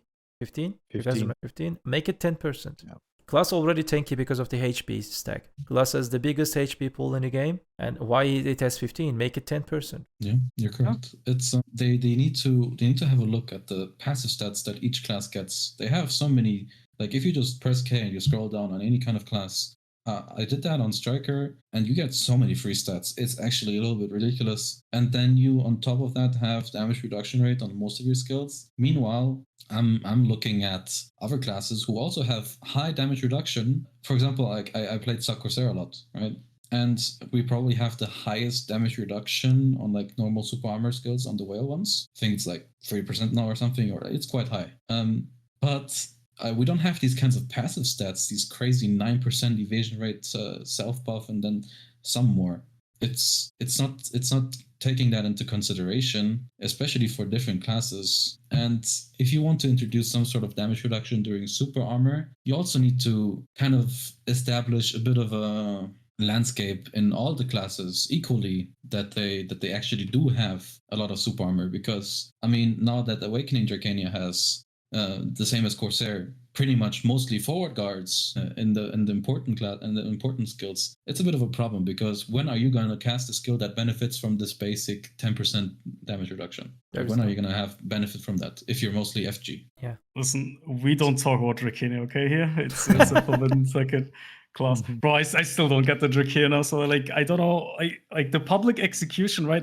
It was just the community enough. They will. I don't think they're gonna buff it. I know I see people in chats, asking for buff Drakania, but I'll be honest, I don't think it's gonna get buffed. Yeah. They will just leave it the way it is. And whoever says the class is gonna be broken, no, like the class is not gonna be broken. Real, legit. Maybe. I don't know. Everything was okay on Drakania nerfs until the latest patch. I don't know who I just know, gave I the know, idea I know. to remove I don't those get it. 4 super armors. Class literally has more than 20 skills to use it. Bro, right now you have 3 this is armor damage. skills. The super armor skills, right? They didn't deal damage anyway. They literally They got nerfed nerfed it. by 35%, and it doesn't have special attack modifier, by the way. It means if the person's on the ground, it doesn't do more damage. Like the damage is non-existent. There's no down attack modifiers on those nerf skills. Exactly. And again, like I mean the class, like for 1v1, you can maybe make it work, but there are better 1v1 classes. But for anything outside of 1v1, like imagining playing Guild League on that class in EU, Awakening maybe just spins on me it just doesn't work. And again, like the class was broken when every class was kind of shit, right? Like, let's be real, like it's like what, 2.5 years now? Like classes got power crap to the max. Like classes are not the same anymore. Like you have permanent fucking CCs going on. If I imagining dragon tipping right into render range, bro, I'm gonna be honest, I will get CC'd before I end up there. Like I'm gonna be honest, like imagining doing that nowadays is just crazy. And again, like Drakania was just so overtuned because, I mean, for AORUS, right? Like the class just had so much tankiness, right? You had like the passive, right? You would Q block, and then you proc your add-on, and you have like 60 DR for free. And they removed AORUS. every one of them. Yeah, and exactly, like they removed it. They even removed the healing, right? The class is you just, have heal, I don't but know. it's not. Yeah. It's not keeping you alive. Exactly. I mean, the class is just not it. And again, I don't think it would be a crazy thing to just give the class like 2 superformers for the start, right? Just give it 2 superformers so it doesn't just insta get CC'd because someone just looks at it, right? The movement is still unprotected, by the way. Like in 2025, imagine what you have there. Like, I mean, you have like Awakening Amigos just spinning, doing what Dragon Tip would do, but way better and safely protected. But I guess it's too much to give it like 2 superformers. I don't know, it just makes no sense to me. Bro, it's ridiculous. They're always in pre-awake. Yeah, bro, like playing pre-awakening doesn't work. It's so clunky. Like the only thing I use from pre-awakening is like Azure, right? To like get a CC. By the way, like the CCs are also a joke. You don't have any protected CCs. Yep. You legit just have a core, which the cores are shit. I'm gonna call it how it is. You have like for sure, but it's like it's whatever, right? And you have no protected CC outside if you land the grab or if you use your pre-awakening Azure onslaught, right? Like that's the only 2 things you can maybe, I don't know, like the class just feels really bad, right? I mean, the class is fun to play, don't get me wrong, right? But why would you play Drakania? For PvE, it's kind of shit. And for PvP, you will just get perma-carpeted right on the ground. Like, it's, I don't know. Again, all I said is like the class just got publicly executed, so the community is happy. Like it's the only reason it just got nerfed, honestly. Yeah. Sorry for the Drakania rant, but you know I want to play the fucking class again, but I can't because you know there are lots of people wants to play that class like every day on my stream. Fun. It's fun to play. They're just asking like, hey, okay, here is the thing. Here is the announcement. If you hear me, people asking me nonstop. All the newbies, they like the dragon theme. There are lots of weebs in this game. You know it. Even the GMs and CMs. And all developers, you guys are weeb, and there are lots of weebs. They like the dragon thing. Class says booba, good booty, you know, it's mommy, dragon mommy. You know, people want to play it. People want to invest some money on it. At least make it viable in PvE and you know. All I'm saying is, man, Badaka, Drakania goes crazy, the outfit set. That's all I'm saying. You know, max the sliders, and there you go. You have BDO in a nutshell, right? So you don't need more. That's all I'm saying. But again, but this is what I mean, right? Some classes, like even Awakening Kuno, right? It's an example. It can't be that hard to just like look at some class that aren't getting played, right? They're legit not getting played because they're plain and simple bad, right? Like some classes are just bad. Even Warrior, for an example, right? I know some people played it, but Warrior doesn't have a protected movement, right? It's frontal guard. You don't see it in Guild League because that class cannot move from A to B without getting CC'd, right? Like you can adjust things if you just look at the class how they are. Awakening Mirror is also a prime example. I don't know. I feel like someone really hates Awakening Mirror. That class gets like patch notes every week, but they do nothing. I don't know. It's just kind of bizarre to me. But yeah, again, it's just being inconsistent again, right? For some reason, Striker gets more love than some other classes for no reason, even though the class doesn't need it, obviously. Yeah. Who knows? Jay's main, right? That's what everybody says. Yeah, of course, sir. Like, please don't hate me, but I'm expecting PvP buffs to the Striker on this PvP patch. You guys will see. Take a record. But if Striker gets PvP buff, don't angry on me, okay? I'm not a messiah. I'm not a fortune teller, but I know how PA is thinking. It is what it is. We all know it's coming. Yeah. Berserker ran Striker buffs on the way. Before we leave the topic of the class related stuff, I want to do a small talk about the Shai situation. We can open that book if you guys want before moving on. So I feel like if you touch Shai in any way, it messes too much with the current PvP scene. I don't trust PA to do it. Yeah. Delete Shai. That's a common theme, no? Like you want something changed, but you know there might be a chance of it getting worse. That's actually always funny. I don't know. I don't think the situation is bad enough for them to have to touch it, so I don't mind them not touching it. I mean, yeah. I mean, Shais right now are good. They're in a decent place, I would say. It's not that bad, except for like in capped content, there needs to be something that they can do. Otherwise, it's just, I mean, you know, it's unplayable on capped. But I don't think Shai needs to be touched mostly. It's the only problem that I had though is there was a useful gimmick with the Shai bubble, and they changed it recently into something that is just so strange, and it doesn't even work as intended. It doesn't really do anything at all, to be honest. They need to revisit that. I don't know what they tried to do. I understand that they wanted to fix, preventing fort damage for straight up like the entire duration For example, in Node Wars, that's what the explanation said. But there's different approaches to trying to change that bubble and not make it completely useless. Since after all, it's not a mobile skill. Maybe if you make it mobile and make some changes in there, that could be interesting. Because Shai is quite the stationary class. Everything she does, she just sits there.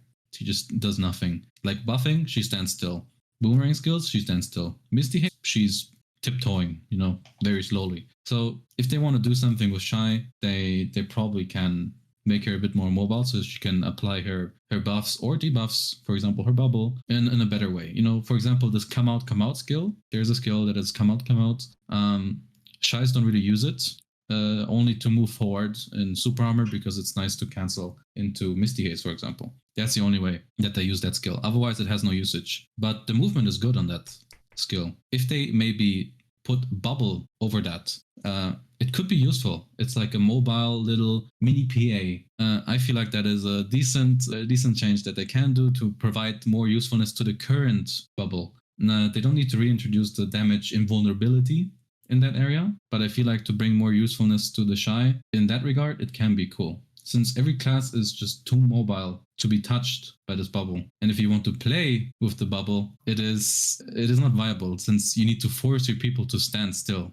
And it's not a viable strategy, especially not in... So, I don't know. That's just my thoughts on Shai. The rest, the fact that it gives 40 gear score for free on a buff, is a different problem. I have to say something to that. I'll be honest. Yeah. I don't think it's an unpopular take, and sorry, Shai players, but I generally think Shai was a mistake, man. Being brought into BDO in itself, like the class, you cannot find a middle ground to the class, right? Either you nerf it so that it's like completely useless, or you make it so that it's like mandatory, right? There's no in between. Like the class would need a complete gameplay change, in my opinion, to be like balanced in a way, right?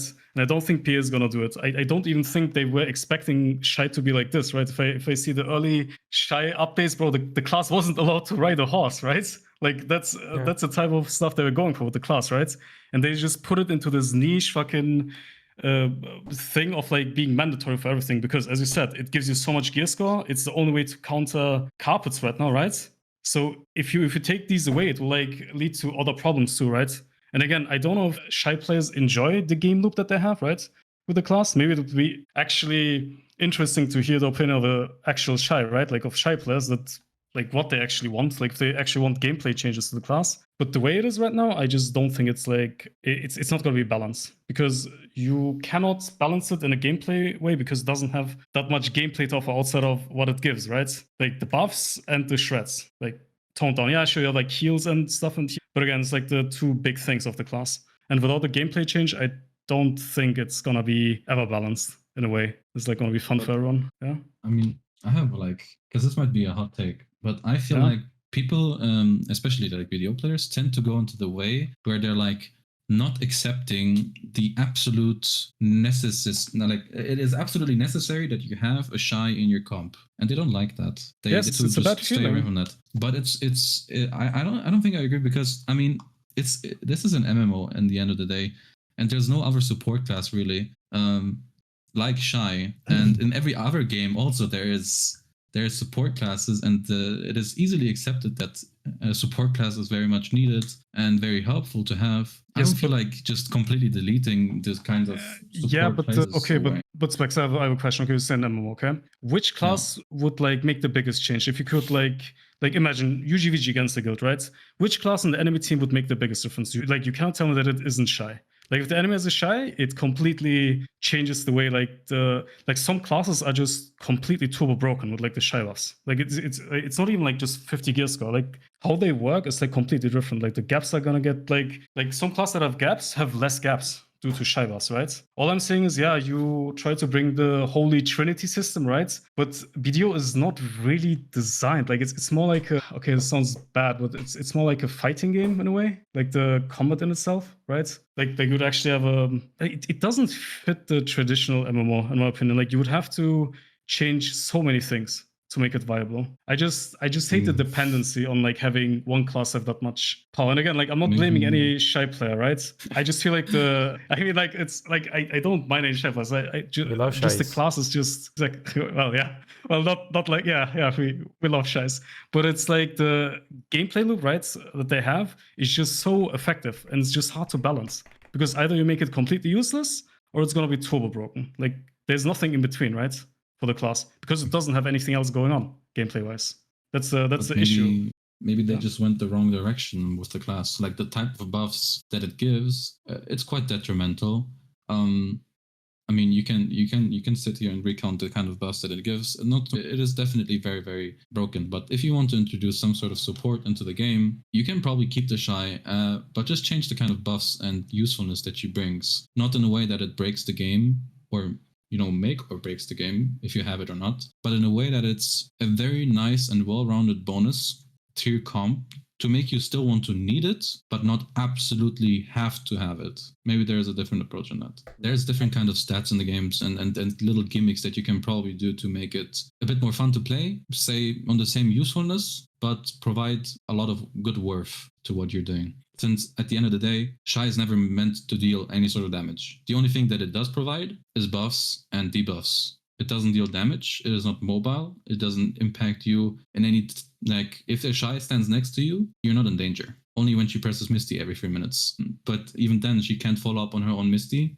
So she by herself is entirely useless. So I don't think just removing these kinds of buffs and then making her completely useless is also a way. They need to figure something different out. I feel like attack speed buffs are not a problem, but like having 60 AP on demand, it can be a bit problematic. Misty Haze needs to stay. What about though, rather than, okay, so we have the Shai equation, but what if any other, let's gonna call them buffers? Like, I don't see that many wits and wizards nowadays, nor Valks. Why don't we give them one of the Shai skills to all those classes that are by default meant to support the team that way? But then what is the usefulness in Shai then? Like, what is that's the problem, right? Like Shai doesn't have anything else going on, right? And again, by the way, one thing, those specs, attack speed buffs are actually huge, by the way. Like it's so in this game, this DPS in this game. I mean, like for like some class, as I said, right, they just become turbo broken, right? If I have attack speed buffs, the fucking chance of me getting actually CC'd and unprotected stuff is really low, right? Because I have like gappy frontal guards and stuff. Like it actually shortens. Like attack speed is generally huge, right? It's like undervalued. And I mean, what you said, right?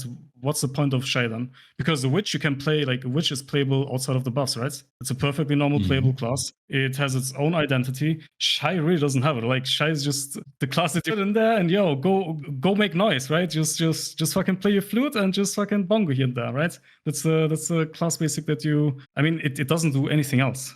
That's what I'm saying. Like maybe it needs a gameplay rework, right? Like an actual gameplay change of it, like not just being this specific class. But I don't know if Shai players would be okay with it if their class got like completely removed, right?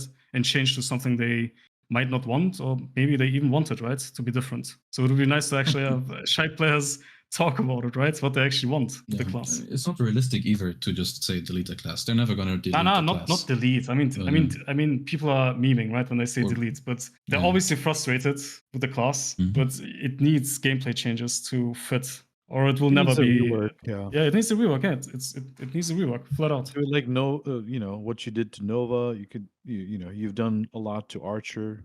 Shai needs something similar, even more substantial, probably.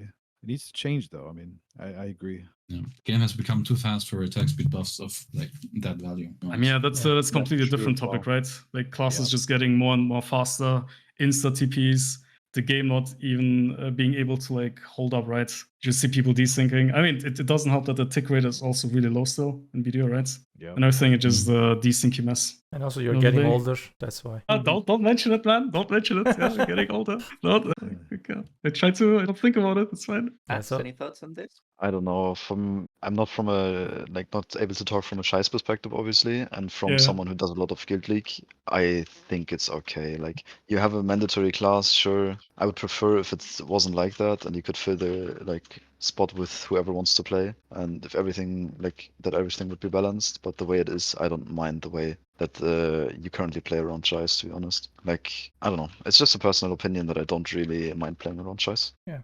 So I want to talk about Guild League. I have an idea about Guild League. There should be a limit about the classes. There will be only one type of class, only once. Like if one Shai, one Berserker. No more 2 Shais, no more 2 Berserkers. So there has to be 10 different classes in the Guild League. How it would be? If the game was more balanced, I would like it. Like currently, right now, you have to have 2 Shais to deal with the tank meta. Yeah, I get it. Like in the But yeah, if that wasn't a problem, 100% I would like it. It sounds great. There's a problem because you can technically stack a lot of, for example, right now Awakening Sages in a G League comp, and you can make the game unplayable, right? If you just put the tankiest of tank classes, stack those, boom, you get your 2 Shais, okay, boom. And then the only people that you have in damage is Awakening Sages on full blast and a bunch of Sorks or something that deals just damage during iframes or in between iframes and just really hard to kill and punish. If you just stack that, it's a big problem. But you can alleviate that if you just make classes unique. That's yeah, it's a great idea. But as Tass said, there needs to be a bit more balance, most likely. So we talked about lots of things like DR stack, evasion stack, the crystals is the problem. The base stats from the classes, they're the problem. And at the end of the day, if they fix these issues, I would love to see one class in one team at max. That would be very nice. That it can just add some kind of different flavor to the Guild League instead of just sit on 4 different classes in the game. Like Awakening Sage, a Berserker, maybe a Bistic or Vacuum. This is the best comp or close to the best comp, I believe. So it's just being disgusting. Like, yeah, the only problem with that, like Vaker just said in the chat, like random guilds who don't have a lot of players sign up, they can't really play. Like you're permanently removing one player. Yeah. Or multiple players, maybe. The problem also for Guild League is, I'll be honest, sometimes people struggle to get signups, right? Yeah. And sometimes a lot of these people play the same class. It's gonna be really hard to implement in like a player, number type of way. Because you don't have that many players actually playing even Guild League, if I'm being honest. I don't know if that's a topic we're gonna approach, but even there, having multiple classes not being able to play, I don't think Guild League games are gonna go through like with that end. I just don't see it. Either people like completely reroll. Yeah, I can see that actually. Yeah, it might become a problem since you have you narrow down the player base too much. Exactly. It is, but maybe a wrong approach. Maybe there's a better approach. I mean, there's also the approach of just not having such a narrow-minded meta. Like the meta is revolving around a few classes, and maybe make the meta a bit more broad. Make more classes viable. I'm gonna be honest though, bro. Like if I check NA G League with like EU, it seems like NA is having more fun. Like they just pick whatever they want more so, and then EU it's more like strict, right? You just have the same classes kind of going at it most of the time. So it's also a community issue, I feel like. I don't like how tryhard you want to be. But I think it's just overall as you say, the community ideals. I think NA is more onto the, okay, I'm good at this and I'm gonna show it off, and EU is more on the mathematical optimizing kind of nights, I'd say. But that just goes through a lot of games, I think. From my experience on other Pro League scenes, I come from Smite, the same game that DBO's become world champion. I think NA is more driven by the passion, and EU is more of, okay, this is what meta looks like, and we're gonna optimize it to the fullest. But yeah, that might be the difference between in AOS, for example. You can see some different classes in NA, but in EU stack for 5 classes in the latest AOS, for example, like Nova, Mayagu, Zerg, maybe some few classes, but in NA, you can see different, but in EU, you cannot see a Drakania, but there's a precision in NA, because if precision come to EU, for example, or if I try to just go in EU, AOS, people will not let me play the game. They know min-max everything. Instead, NA is just looking for fun. Maybe that's why. Yeah, that's what I think too. I mean, I don't know. I would say on average, Awakening Zerkers, for example, is a good example, right? I don't see how you can play Awakening Zerker in EU, for an example, like with the class that's going on. And you have like so many Awakening Zerkers in NA. Granted, I do think Awakening Zerkers are kind of goated, right? They're also really good. But again, like as a class design, I just don't see Awakening Zerker, for example, being played so much over there compared to like in EU. Like in EU, I just don't see it being played. That's what I mean. You know, people have this kind of mindset of like, yeah, whatever I have has been taken away from me. I'll just move on to the next thing. And they walk around a little homeless, you know. Think about all the Awakening Drakania mains. What class are they playing now? You know? Maybe they're Now not. after their class. They weren't main. They were just like chasing the Yeah. meta. There's some people, and right, and these people who stay under Kenya, like for example Sternvik, right? I know he's a schizophrenic. He would fit right into NA, right? Because all these NA people are like, oh, my class got nerfed. Whatever, bro. I'll make it work. Fuck it. I'll make it work. But on EU, it's like, yeah, this class sucks now. I want to be useful. Maybe not get flamed by my shot caller because I'm playing a bad class. Let me just do this, switch class, and be mediocre on it, but still successful. It's Yeah. So at the end of the day, we're all looking for enjoyment. yeah. So I just want to mention something. People misunderstand this part a lot. People don't want to bother themselves or force themselves to think about the situation of the game. Whenever we just point a class that get giga nerfed or that get giga buffed, overtuned, we're trying to just, warn PA because we're talking it. Because whenever PA decide for themselves to nerf a class or a buff a class, they always mess up. They just over nerf or they just over buff. We saw that million times. So please don't misunderstand what people saying about, for example, we say Awakened Sage is strong, for example, Sork is strong or Mayagu is strong. They're strong classes. These are strong because of that, blah, blah, blah, blah. Please, when you nerf it, think about that instead of nerf it the class to the ground, because people, I don't know, you guys can also see that there will be lots of hate comments to the class masters or the people in here. How can you say that my class is strong? How can you say that, for example, Mystic is strong in PvE? I read in Discord in its A-tier class or something, but, it was just some kind of, warning for the people whoever just watched this podcast. So, The class cope is real. Yeah. I mean, again, everyone has like their bias, right, towards their class. Like very rarely you will see someone say, "Yo, man, like my class is actually turbo busted." Like I was gonna say that, right?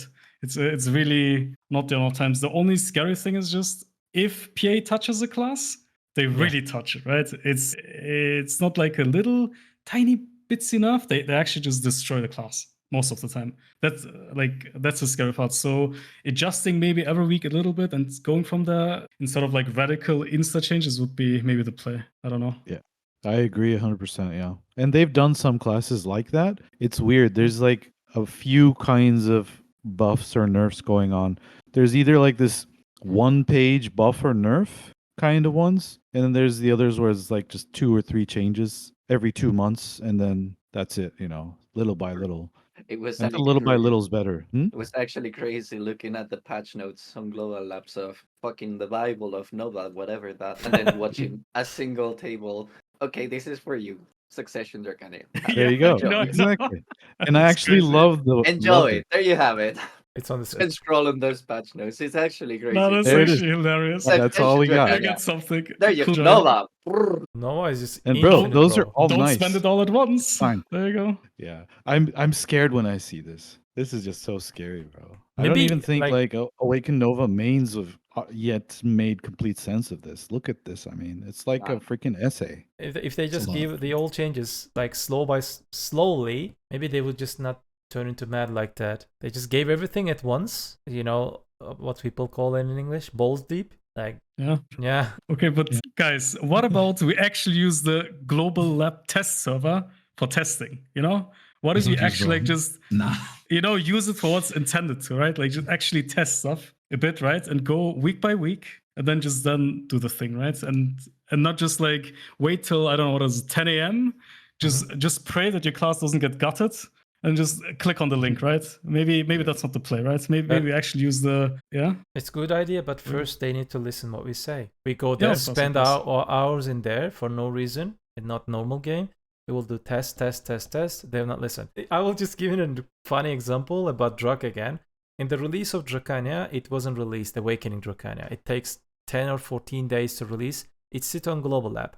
And the old streamers and everyone, including me, we tested class. PvP, PvE, we did everything. And at the end of the day, everyone was just saying that, hey, this class needs a little bit PvE buff. Like 10% will be feel good compared to like 3 years ago, in the meta of that 3 years ago. What PA did? 30% nerfed the entire kit on the first release. Because of that, class still dead. So first they need to listen. To do that, they need to listen what we say. But we're already doing that testings while we're playing the game, but they're not listening us about class balance. They definitely listen what we say about quality of life.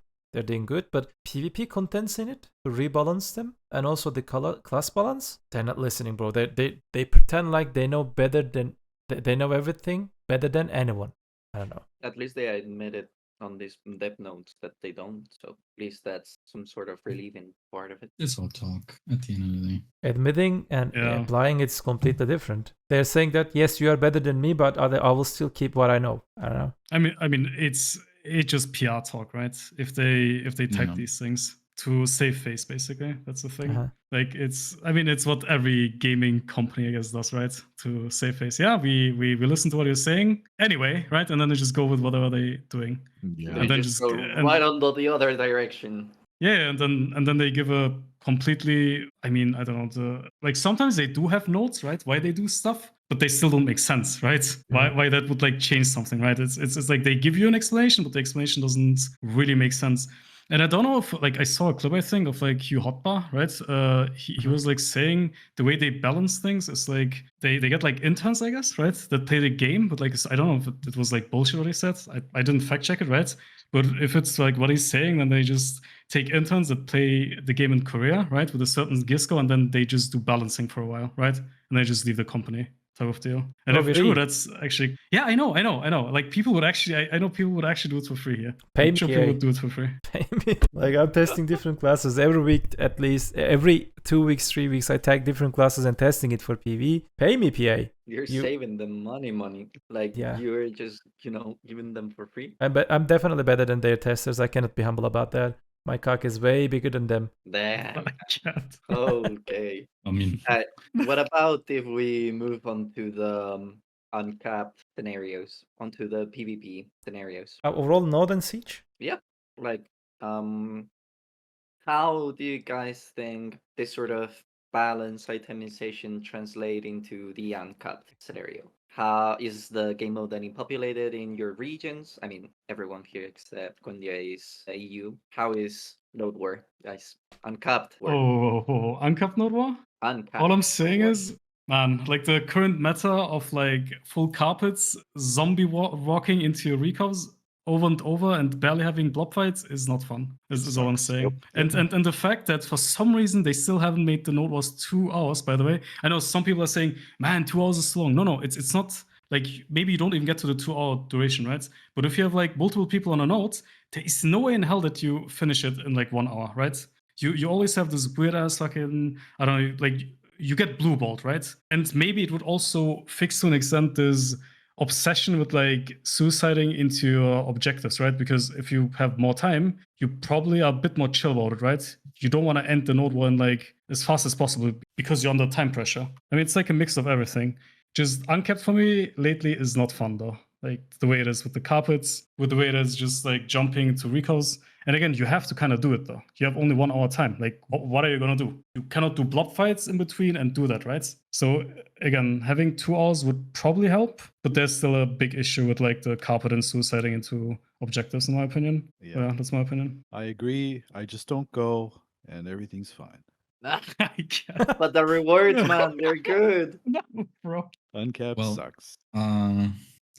Yeah, currently, yeah, capped is a little bit, in terms of Node Wars, it's a bit better, but even capped has its little gimmicks. Yep. It's a bit ridiculous. There's just so much inconsistency in Node Wars in general, though. Like, there's so much inconsistency in the way things work. For example, it's just so stupid how, I don't know, let's say player damage to structures, to annexes, for example. It's so stupid that for some reason, only cannons deal a massive amount of damage to flame towers, but they don't deal almost any damage at all to anything else, like Rico centers and stuff. That makes no sense. Why is a Conquest Node War gate? Why is a gate 2 times squishier than a normal fence? Why is all this shit so inconsistent and stupid? And not to mention the player damage that is applied.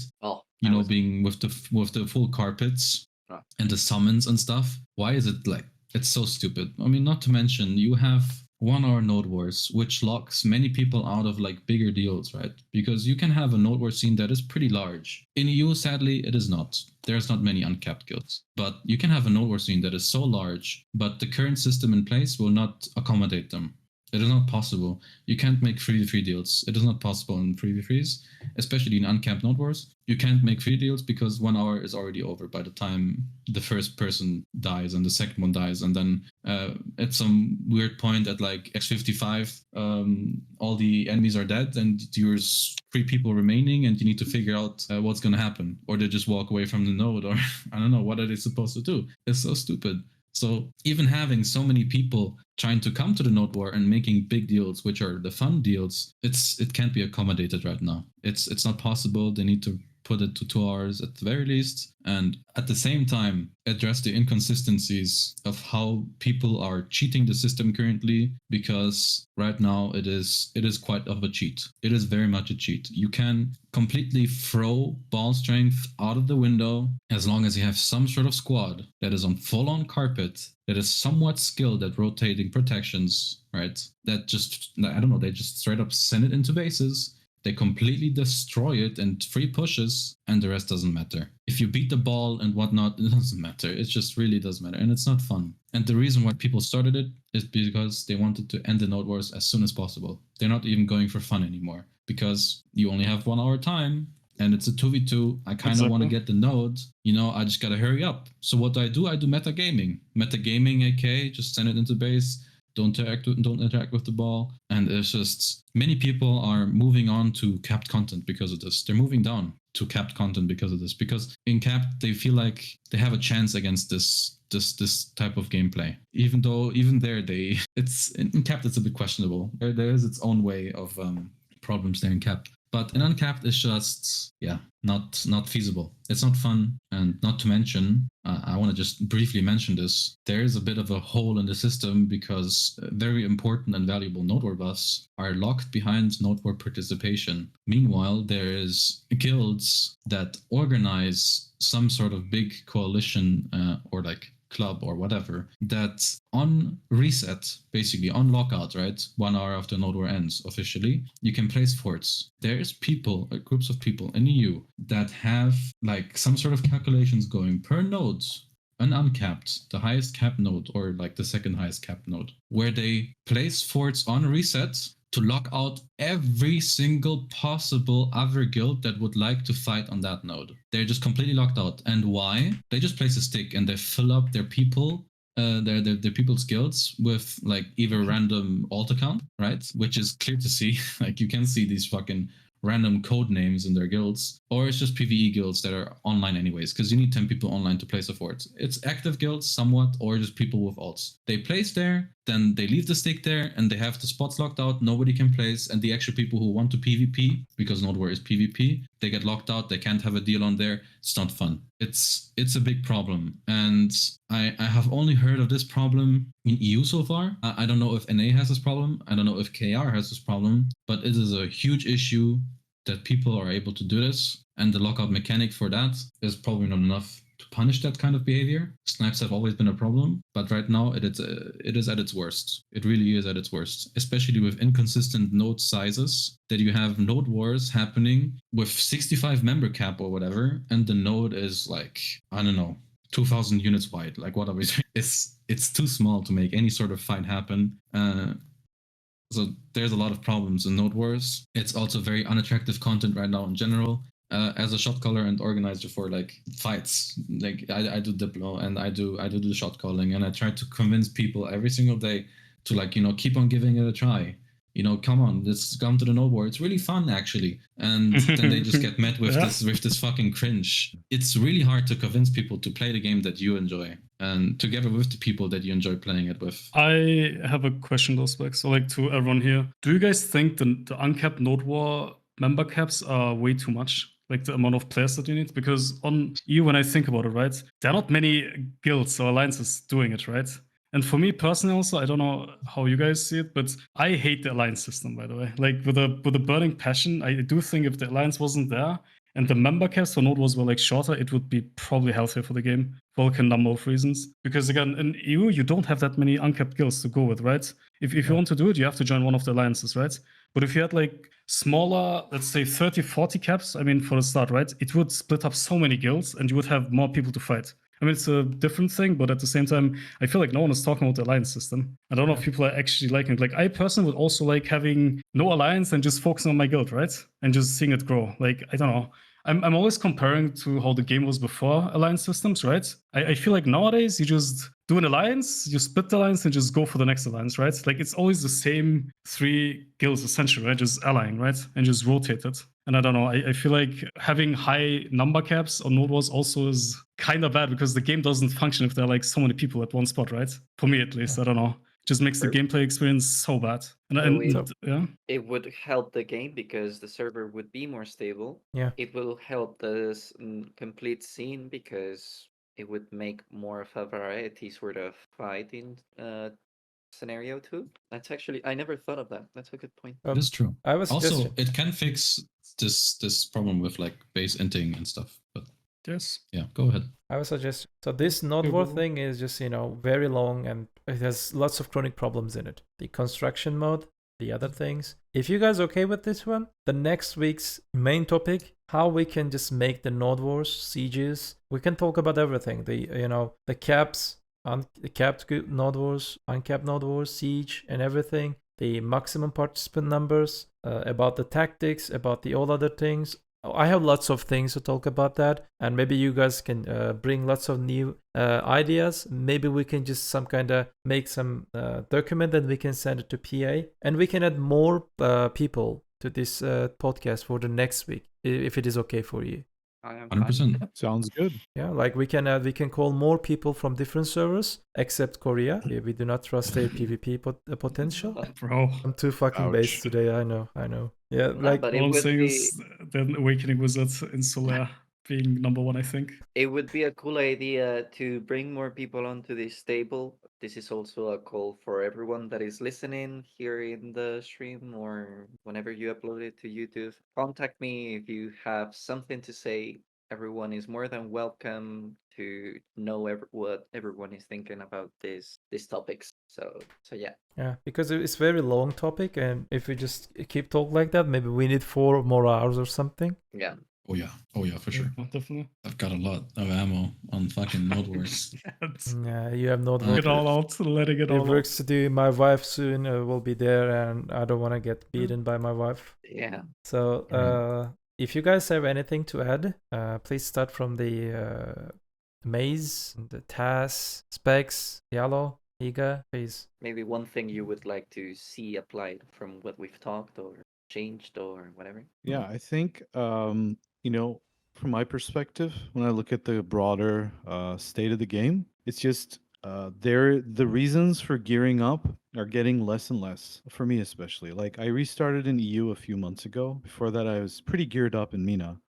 So now I have a second account going here. Around the 740s, I'm not feeling it anymore because, again, like I said, Uncapped sucks, okay? Like, TLDR, Uncapped just sucks right now. It's not fun for the shot caller. It's not fun for anybody participating. And then PvE too, like, why are you PvEing? You're trying to gear up. Again, no reason to rush. And little by little, we're losing these reasons and we're losing players due to it. Like, you can see the Steam numbers going down. So the PvP balancing needs to address a lot of the stuff we talked about here. The carpet meta has to go. All this crazy, like, old system, new system confusion, like rewards not being there, these things. Just keep buffing PvP, like give more PvP rewards, incentivize it more, because it feeds the whole ecosystem. It feeds the PvEers, it feeds the life skillers. Who's buying all the elixirs, it's mostly PvPers dying in Node Wars. So you want more PvPers dying in Node Wars so they buy more Harmony Draughts and stuff like that. It's not healthy in its current state, I think. So hopefully they take it into account what we talked about here, and they start to just change the unfun meta around PvP these days so that we can go back to having some fun, especially in Uncapped. Yalo on his head right now. Give me more sturdy trends for the Bro, I can't even. One thing I want to say with that, right? I mean, okay, they did buff RBF, right? And they buffed Guild League. but I'm not making profit unless I use giant strats. Okay, that's all I'm saying. I'm going through sturdies, right, non-stop. I don't know. Like, I mean, for me, right, they would have to buff it because giant straw. I mean, the change is crazy if you go for harmonies, perfumes, right? Sturdies. That all is just gear skill, by the way, that you're losing out if you don't use it, right? Again, I'm happy that they're buffing PvP modes, but it still needs more, man. I'm making losses when I do Guild League, by the way, because of sturdies. I'm not making profit. Doesn't matter if I win or lose. I'm a full Giants gamer. Oh no! I mean, if you go full Giants, it's nice, right? You do make profit, but yeah. Bro, I saw someone use Giant in the Uncapped. I bullied him like 2 days ago. Nice. Oh my god. I mean, you should, man. It's just insane. You lose like what, 50, 60 gear score? Like, why not? This is just crazy. No. It's actually crazy. That's too much even for me. I mean, again, they could make it so that you don't use, like, for an example, in Guild League, right? That you don't use consumables. They could do it, or they could buff it even more. I know people are gonna cry if it's like too much silver from PvP, but it's kind of required. Like, if you want to be competitive, you will use sturdies, you will use everything you can, right? And you will never get that silver back. Like, you'll never get it back.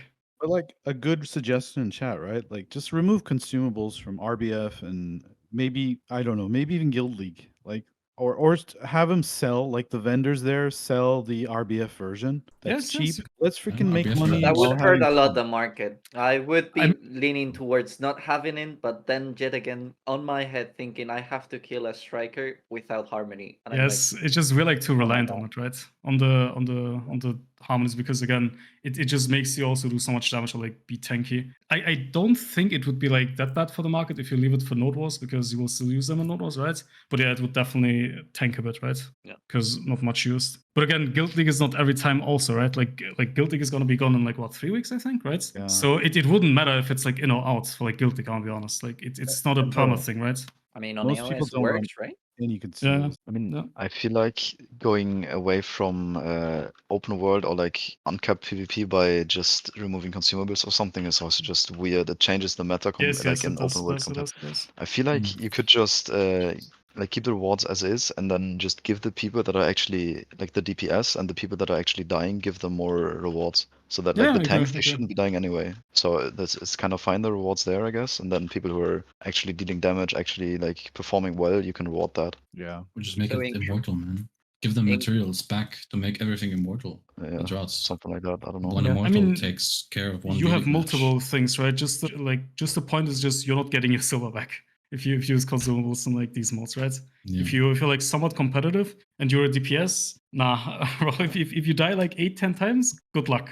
So yeah, it's Aspects knows. If you think of it, sometimes each death is like 20 million on harmony and 30 on like a perfume. So Yeah. each death is 50 million silver. And the funny thing is, you see more and more carpets in RBF these days. Like their numbers are increasing every single day I go into RBF. So like half the team is carpet now on each side. Yes. I don't see And a they're gonna reason why you increase. shouldn't just reward the actual performance, like reward the kills. You would also have like less carpets, because on carpets you can't actually like get the highest kill counts. Because everyone is a winner in BDO, man. Everyone is a winner, you know? Participation Except trophies for all Corsair. around. Exactly. Yeah. Except for Corsair. Yeah. Any last thoughts, Spexito? Last thoughts. It is very important to me that the things that we talk about and spend so much time trying to work around, that they need to be taken into consideration, that voices are heard. I hope that it really does make any sort of difference. I myself am quite of a doomer when it comes to that. I myself believe that unless I speak Annyeonghaseyo, that my voices will not be heard. But it's just it's a shot in the dark, and I really hope that the voices are heard, and especially the pressing problem of, like, for example, the DR meta that we talked about and the possible fixes. I really think that this needs to be looked at, and it cannot be overlooked, and they should not wait for several weeks to start doing PvP changes. They need to start working on it now, because these people work on the patches that come out every week, but they take several weeks to start going to the next chapter of patches and what they want to address. But we play this game every day, and we suffer every day, and people quit every day and lose hope in the game every day. And it's been going on for too long, and I don't think many people have much more patience. Yeah. So it has to happen. Yeah. Yeah. So Hey, from yeah, please, Hygaa. yeah, from me, just that we have so much topics still pending to talk about, feel free to be invited for the next episode for sure. If any one of you have the schedule, we can make it fit. And yeah, as every other episode, thank you everyone that has joined today. Maces, Yalo, Specs, Tassader, because I know Thank you for having me. not everyone's cup of tea to come here, give their own face, even though your cams are off. To Yeah, you know, webcam spread please your next week. opinions, to You your see that beautiful opinions. egg? Look at it, man. Sponsored No, by but Yeah. food Nvidia. cam is also good, but webcam is The good. webcams. Okay, mukbang. Let's go. Okay, okay. Nah, Food but cam, for real food. again. Oh, Oh oh, no! what? Oh, okay, okay. I see where you're going. Oh my Okay, god! man, relax. Bro, I need views on Based, YouTube, okay? Put some food cam in here. Okay. Nah, but for real, like. I don't know about my thank feet, you. man. They're like hairy as fuck. Oh I my don't god! think No, so. now I Oh, my bad. Sorry, too much. You're info. a fucking hobbit, Yalo. Okay, now I know it. Thank you. Bro, what do I do, man? Jeez, oh jeez. man. Nah, but for real, thank you guys, and thank you. Thanks so much for for the the invitation. This was fun. Okay. Thank you. Thanks for having me. So, you know what we Thanks, Oliver. say? Do not forget, video is just a game. Have a nice game.